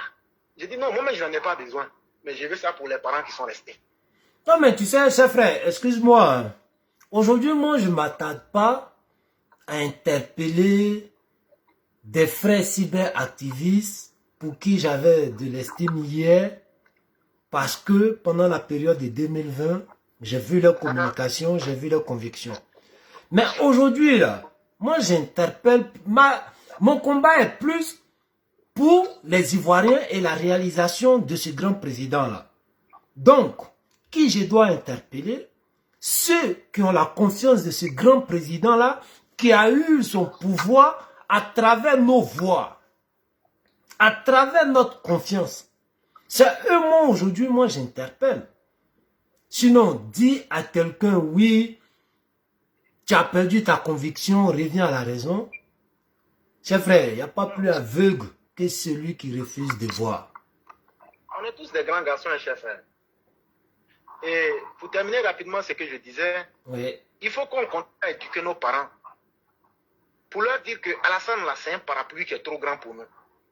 Si aujourd'hui le pays est en paix, là, c'est une paix qui sera limitée avec le temps d'Alassane Ouattara. Parce qu'aujourd'hui, autour de nous, là, avec le comportement de nos cadres qu'on voit là, ça ne rassure pas. C'est clair. Mais quand tu vois même déjà des cadres qui sont encore vivants dans leur région, des sièges du RHDP sont transformés en magasins de stockage dans la carte. Ceux-là peuvent s'occuper des humains et des militants. Et donc, chers frères, moi, dans nos populations, soyons conscients du combat que nous menons. C'est Alassane qui est l'homme qu'il faut. Et c'est avec lui qu'on a commencé le combat et il n'a jamais dévié de la trajectoire. Trouvons en nous-mêmes les ressources de contraindre les personnes qui sont autour du président à faire leur travail, de gré ou de force. C'est vraiment très important. C'est clair. Aujourd'hui, on se promène, il n'y a rien, on peut se promener. Mais ça va continuer jusqu'à quand? Il faut que ce soit quelque chose qui soit pérenne, que ça continue, que tous les Ivoiriens soient mis au même pied d'égalité. Qu'un Ivoirien qui veut porter un boubou, qu'il le porte sans qu'on ne le stigmatise. Ouais. Or, les ennemis d'en face, avec les discours de Laurent Gbagbo, avec les discours de Bédier, avec les discours de haine de Mme Simone Eve Gbagbo, avec les discours de haine de Odette Lorugnon, avec les discours de haine de l'ancien ministre de la Défense, Elida Kwasi. Même les opposants comme Afinguessan, ils sont en difficulté. Mais je vous dis, avant 2024, ils vont se réunir. Et ça sera la coalition du mal contre le RHDP seul. Est-ce qu'avec un tel comportement de aujourd'hui lié à l'argent, et vous êtes en train de diviser les militants avec quelques prébendes et quelques billets de banque. Est-ce que vous pensez aux conséquences, comment vous allez les remettre ensemble? Non, mais est-ce que c'est pas une manière aussi de s'acoquiner avec ces personnes-là pour casser même quelque part la force même du RHDP qui est la détermination et la conviction que ces militants de l'ancien RDR avaient, aujourd'hui RHDP? Est-ce que c'est pas une manière de montrer les preuves aux adversaires pour dire on est avec vous? Puisque l'adversaire n'a jamais pu infiltrer la maison, n'a jamais pu, par cette tentative de coup d'État de gauche à droite, n'a jamais pu avoir gain de cause, alors faut pourrir peut-être le truc de l'intérieur. Et comment faire pour pourrir ça de l'intérieur? Il faut avoir des infiltrés. Et donc, ce qui m'emmène, c'est-à-dire, quand on voit un peu la communication, quand on voit la communication... Oui. Si tu me permets, oui. Est-ce que tu sais ce soir, il y a quelqu'un même qui m'a contacté, et si tu me permets, je vais rentrer dans le Messenger pour lire le message. Vas-y, chef. Voilà ce qu'il me dit. Je ne vais pas donner le nom. Je pense que Chris Yapi a recruté des blogueurs pour infiltrer nos autorités. Et voilà ce que je lui réponds. Bonsoir, monsieur, j'ai mis son nom. Oui. Si vous pouvez être plus précis, ce sera très utile afin que je puisse faire remonter l'information. Mais avant cela, je tiens à ma dignité en ayant des informations précises. Au cas où me serait demandé des détails, je ne veux pas paraître ridicule. Et donc, je suis en attente. Ce que tu es en train de dire là, oui. Coïncidence? Bien sûr, chef. Je ne sais pas. Mais j'attends toujours le monsieur de me donner les détails. Mais ce n'est pas un fait qui est nouveau. Puisque Bassalkou, il était où? Au RHDP. Et quand il est quitté là, est-ce qu'on attend encore qu'il y a tel qui est tombé en conseil des ministres et autres? Mais si tu te rappelles aussi, bon, ce vaurien-là, il reste toujours un vaurien, mais il s'est amélioré par rapport à avant. Lorsque comme ça, il n'était plus président de l'Assemblée nationale, dans sa crise d'adolescence, il parlait à tout va. Comme un poulet qu'on a égorgé et puis on a jeté qui est en train de sauter à gauche, à droite. Ouais, j'ai mes oreilles et puis mes yeux. Même si je suis à 8000 km ou bien à 10 000 km, j'ai mes oreilles et puis mes yeux. C'était une manière de faire couler tous ceux qui étaient en complicité avec lui, qui préparaient même le coup avec lui dans ce gouvernement-là. Mais dans cette période de crise-là, après, je pense qu'il a été vite interpellé pour dire, Joe, c'est vrai que tu as coulé, mais si tu veux faire couler tout le monde avec toi, c'est pas bon parce que tu auras besoin d'eux. Voilà comment le monsieur, il arrête de dire, voilà ceux qui sont mes oreilles et ceux qui sont mes yeux dans ce gouvernement-là. Et en même temps, il y a un personnage virtuel qui vient, qui est du nom de Chris Yapi. Mais Chris Yapi reçoit ces informations avec qui? Il y a un premier qui a été dénoncé du nom de Bassankou. Et les autres, il y en a qui continuent toujours. Mais c'est dommage. Mais bon, cher frère. Allô? Oui. Allô? Médité, vraiment, merci. Médité, en toute sincérité, oui. En toute sincérité, oui. Il n'y a jamais fumé sans feu. Exactement. Comme M. Leclerc a dit, avant de parler de quelque chose, il faut avoir les preuves palpables. Oui. Mais une chose est sûre, la naissance des blogueurs, et puis de la manière ils ont eu force et coup. Oui. Et chers parents, je vous dis, moi j'ai écouté une vidéo d'une blogueuse, oui. du nom de... j'oublie toujours. Laisse le nom, dis le message. Elle dit, oui.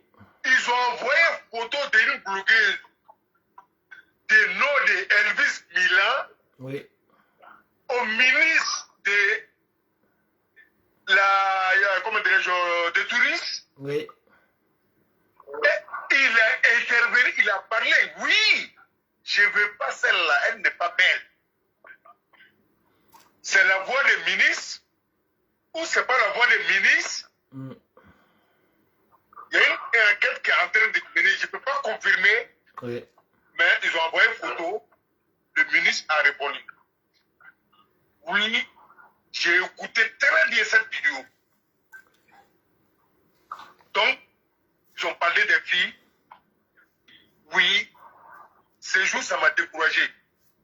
Mais comme M. Leclerc a dit, pour le moment, moi, je ne confirme pas, mais moi, j'ai écouté parce qu'ils étaient en guerre entre eux. C'est dans ça, c'est sorti. Et je vais chercher le nom de la fille et la vidéo aussi, je vais faire venir. D'accord, cher frère. Et après ça, on a vu ici, phénomène Chris Yapi. Oui. Soi-disant les vrais défenseurs farouches du président de la République. Les noms a été cités ici. Ils ont fait dormir le problème. Oui, c'est parce que c'était sur les têtes qu'ils veulent faire passer ça inaperçu.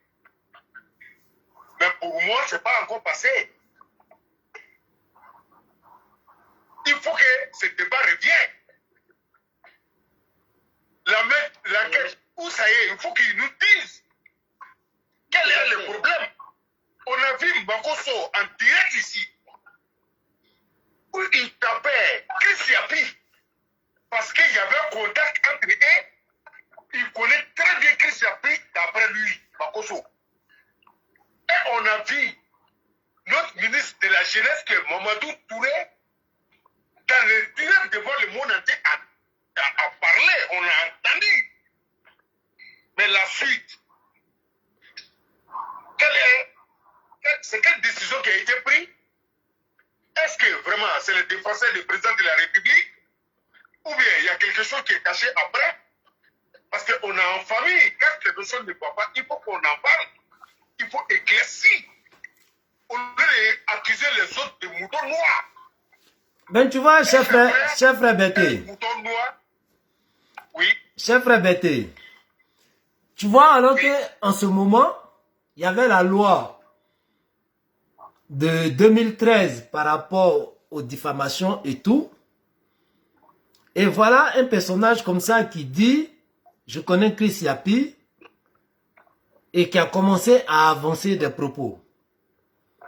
Mais il y avait la loi de 2013 qui condamnait toute forme de diffamation et tout. Mais que d'interpeller ce monsieur-là, par exemple, devant la justice, parce que celui-là même indexait un monsieur qui était une autorité même du pays. On a constaté qu'il y a d'autres autorités qui ont appelé ce monsieur pour négocier quoi? Pour dialoguer avec lui en tant que quelle personnalité du pays. Tu vois un peu? Donc, ça fait que les gens ils se posent beaucoup de questions. Donc, cette loi que les gars sont en train de tailler sur mesure aujourd'hui, hier, c'est vous-même, vous avez étranglé le coût de cette loi-là par vos collaborations avec certaines personnes qui n'étaient pas crédibles. Donc, aujourd'hui, vous voulez donner vie à cette loi-là encore avec plus de détails pour interpeller qui? Alors que nous tous, on sait que dans la loi, même quand il y a diffamation, au-delà de 6 mois, tu ne peux plus poser des plaintes. Tu as 6 mois au grand maximum pour poser plainte s'il y a diffamation. Comme ça, ta plainte suit le cours, même si ça doit prendre des années. Mais au-delà de 6 mois, même s'il y a eu diffamation, tu ne peux plus poser plainte. Alors, ces trucs-là ont été faits à quel moment? Je pense qu'il y a plus qu'un an de cela. Donc, lorsqu'on veut venir donner vie à cette loi que certains même ont étranglé hier, c'est pour interpeller qui aujourd'hui? La question reste posée. Mais bon, nous, on ne fait que se prononcer. Espérons bien qu'on s'est trompé. Mais si c'est fait pour,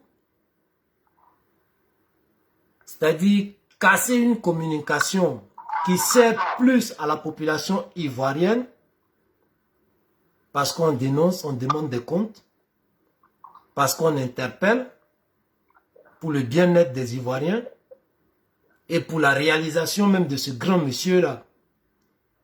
Parce qu'on interpelle lorsqu'on demande comme ça d'être des responsables et de honorer la confiance qu'on vous a donnée.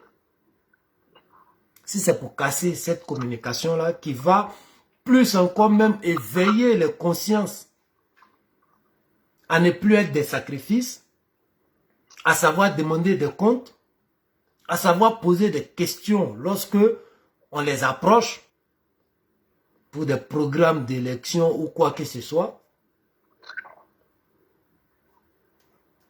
Alors, est-ce que c'est Chris Yapi seul qui est l'ennemi de la Côte d'Ivoire? La question reste posée.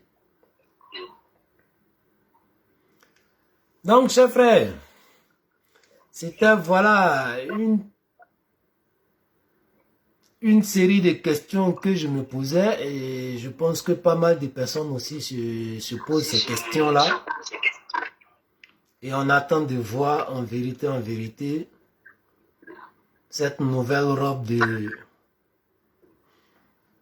lois qui sont en train de tailler là sera faite pour qui? Attendons pour voir. Donc, Éclaireur, si tu as quelque chose à dire pour ta conclusion. Ok.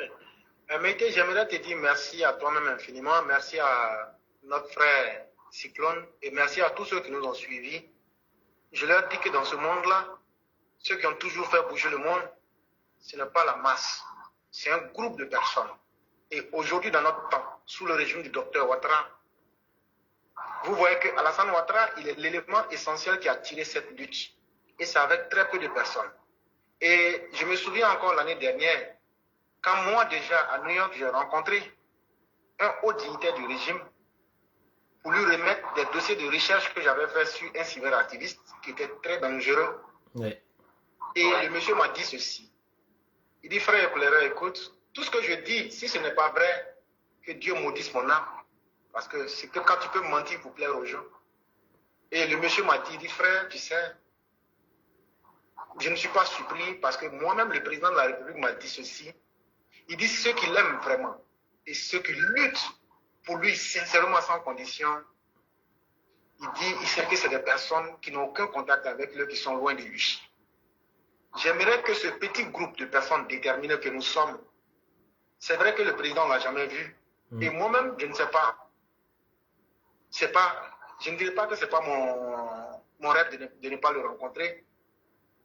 Mais c'est sa dignité que nous protégeons d'abord. Le reste peut venir. Ouais. Mais je suis sûr d'une chose.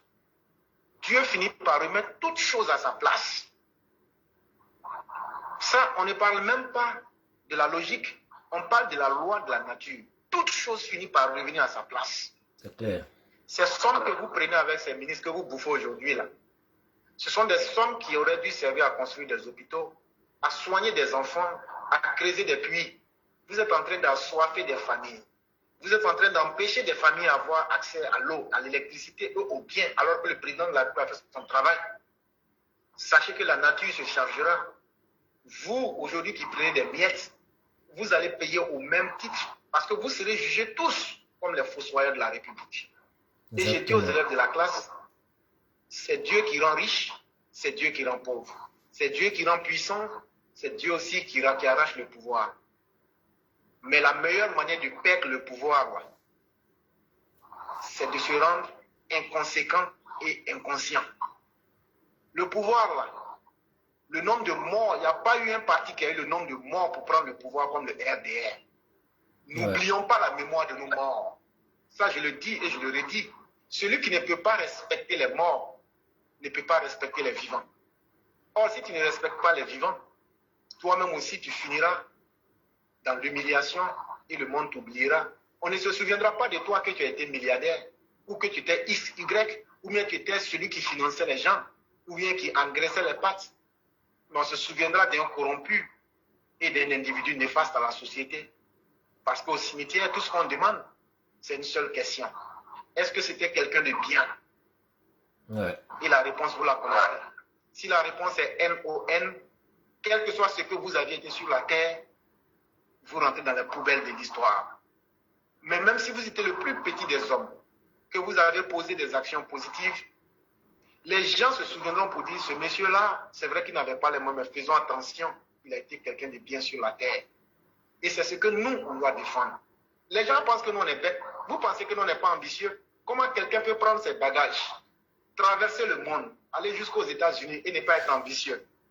Mais c'est parce qu'on est conscient d'un danger, le danger du mal. Si tout le monde devient malfaiteur dans une société, cette société-là perd tout espoir. Et avec le président de la République, chers élèves de la classe, ceux qui ont peur quitter, mais ceux qui savent qu'ils peuvent rester honnêtes et déterminés, même si on est 3 personnes, faisons le combat. Et nous privilégions la qualité au détriment de la quantité. Et frère, merci beaucoup de m'avoir donné la parole. Et merci à tout le monde. Cher frère, c'est toi, on remercie. Toi, tu as eu comme ça cette force et la sagesse de pouvoir réunir des grands esprits, des gens qui sont avertis, qui étaient comme ça dispersés parce que chacun était dans son coin et trouvait qu'il n'était pas normal. Parce que quand on voit comment la société se comporte aujourd'hui, et on se dit, est-ce que c'est nous qui sommes, c'est-à-dire dans le faux, ou c'est les autres qui sont dans le faux? Mais à travers ta plateforme, tu as pu réunir comme ça ces grands esprits-là. Et ensemble, on a compris qu'on n'était pas dans le faux. Au contraire, c'est la masse qui était dans le faux. Et nous, les petites personnes, on ne veut pas être grand devant les gens. Mais on veut être fier. Parce que être grand et puis ne rien apporter, c'est inutile. Mais quand tu es fier, c'est que tu as posé quelque chose où tu peux taper ta poitrine, où tu es digne. Parce que tu as donné un sens à ta vie. Donc c'est à toi de remercier parce que tu as pu réunir et tu as pu donner vie à cette classe-là qui va toujours nous permettre d'interpeller, de crier tout haut le mal de la société qui est manipulée à chaque élection et après qui est méprisée après les élections. Et je dis merci comme ça à tous les élèves de la classe qui donnent vie à cette classe-là. On n'a pas besoin d'être 1000 personnes. Parfois, certains vont dire oui, ils sont peu. Il y a des blogueurs à eux seuls qui ont plus de 1 million de vues. Mais qu'est-ce qu'ils apportent à la société? Eux, on peut dire qu'ils sont grands. Mais est-ce qu'ils sont fiers? Est-ce qu'ils sont dignes? Non, il n'y a pas de dignité parce qu'ils n'éduquent pas. À travers les 1 million de vues, il n'y a pas d'éducation dedans. À travers les 1 million de vues, il n'y a pas d'enseignement dedans. Mais je préfère avoir 3 vues. Au moins, sauver une vie par mes interpellations et par l'éveil de conscience que j'arrive à faire. Parce que sauver une vie, c'est sauver l'humanité. Cher frère Bété, je te donne le mot de fin. Allô? Ok, merci beaucoup, Mété Tépét, pour l'émission. Et merci à tous les auditeurs. Éclairé, je vous dis merci. Merci, merci. Éclairé, en toute sincérité, vous êtes un vrai garçon. Oui. Ainsi que toute la classe. Sans citer beaucoup de noms, vous savez de quoi je suis en train de parler. Toute la classe. Nos mamans, nos chaos, tous ceux qu'on ne connaît pas, tous ceux, vraiment, c'est des champions. Mes chers frères, en toute sincérité, pour dire que les blogueurs ont 1 million de vies, 500 000 de vies, c'est des faux vrais. C'est des trucs qui sont faux, en même temps vrais devant les gens. En toute sincérité, et éclairé a fini de parler pour tout ce qui est fondé sur le faux, se coule très rapidement, sans la même sadia, de courir devant tout le monde. Moi, je dis à tout le monde, armez-nous de courage, de sincérité, de la vérité et de recherche vraies pour informer, pour sauver des vies. En toute sincérité, notre combat, ça a pris. J'ai dit, ça a pris et je suis conscient, on a l'homme le plus honnête avec nous, qui est Monsieur le Président de la République. Voilà une chose où tout le monde, les cyberactivistes, qu'on ne va pas citer les noms, ils ne peuvent pas parler comme nous. Et ces décisions-là, ça vient de eux. Parce qu'on les dérange sans dire non de quelqu'un. Donc je dis à tout le monde, merci, ne nous décourageons pas, surtout, nos frères et sœurs qui sont au pays en Côte d'Ivoire. Moi, je vais lancer un message. Chers parents, vous nous entendez très bien. Où on est en train de dénoncer tout ce qui ne va pas dans le pays au niveau de gestion de l'État. Oui, tous les projets sont accompagnés avec les moyens, mais les travaux ne sont pas faits comme il le faut. Voilà la seule plateforme qui dénonce, qui parle avec les preuves, ça incorde quelqu'un, mais dénoncer le système. Chers parents, on dit qu'il veut prendre une loi pour ne pas qu'on parle de notre problème, de votre problème. Chers parents, sortez massivement et dénoncez le plus. Ils vont rester bouche bée. Et ils savent que tôt ou tard vous allez sortir. Ils savent. Vous venez dire la vérité en face du monde et devant le président de la République. Parce que toutes les informations qui montent là-bas ne sont pas forcément vraies. C'est pourquoi on ne sent pas forcément sur le terrain. Chers parents, notre destin, c'est le moment de prendre avec le courage. Avec le courage, il faut qu'on vienne dénoncer ce qui ne va pas et apprécier ce qui est bien fait. Chers parents, moi je vous encourage, sortez, appelez, dénoncez avec les preuves. On va les pousser au bout. Ils ne pourront rien faire contre nous parce que c'est ce que le président demande. Le travail est bien fait. Donc, M. Méité, moi je vais m'arrêter là pour dire à tout le monde, ne nous décourageons pas, aidez le président à arranger l'avenir de nos enfants et le pays. C'est ce que je voulais dire. Dire merci à Éclairé, à tous les auditeurs, à vous Méité. Merci, et c'est à l'écoute. Ok, merci chers frères. Donc comme ça on dit tous merci à tous les followers, tous les élèves de la classe, tous ceux qui ont partagé, tous ceux qui ont mis les likes pour pouvoir maintenir ce direct là. On vous dit comme ça merci et sachez que le combat ne fait que commencer. Parce que voilà, le combat a porté ses fruits. Mais les gars ils veulent casser notre élan parce que c'est qu'on dénonce le président Béni.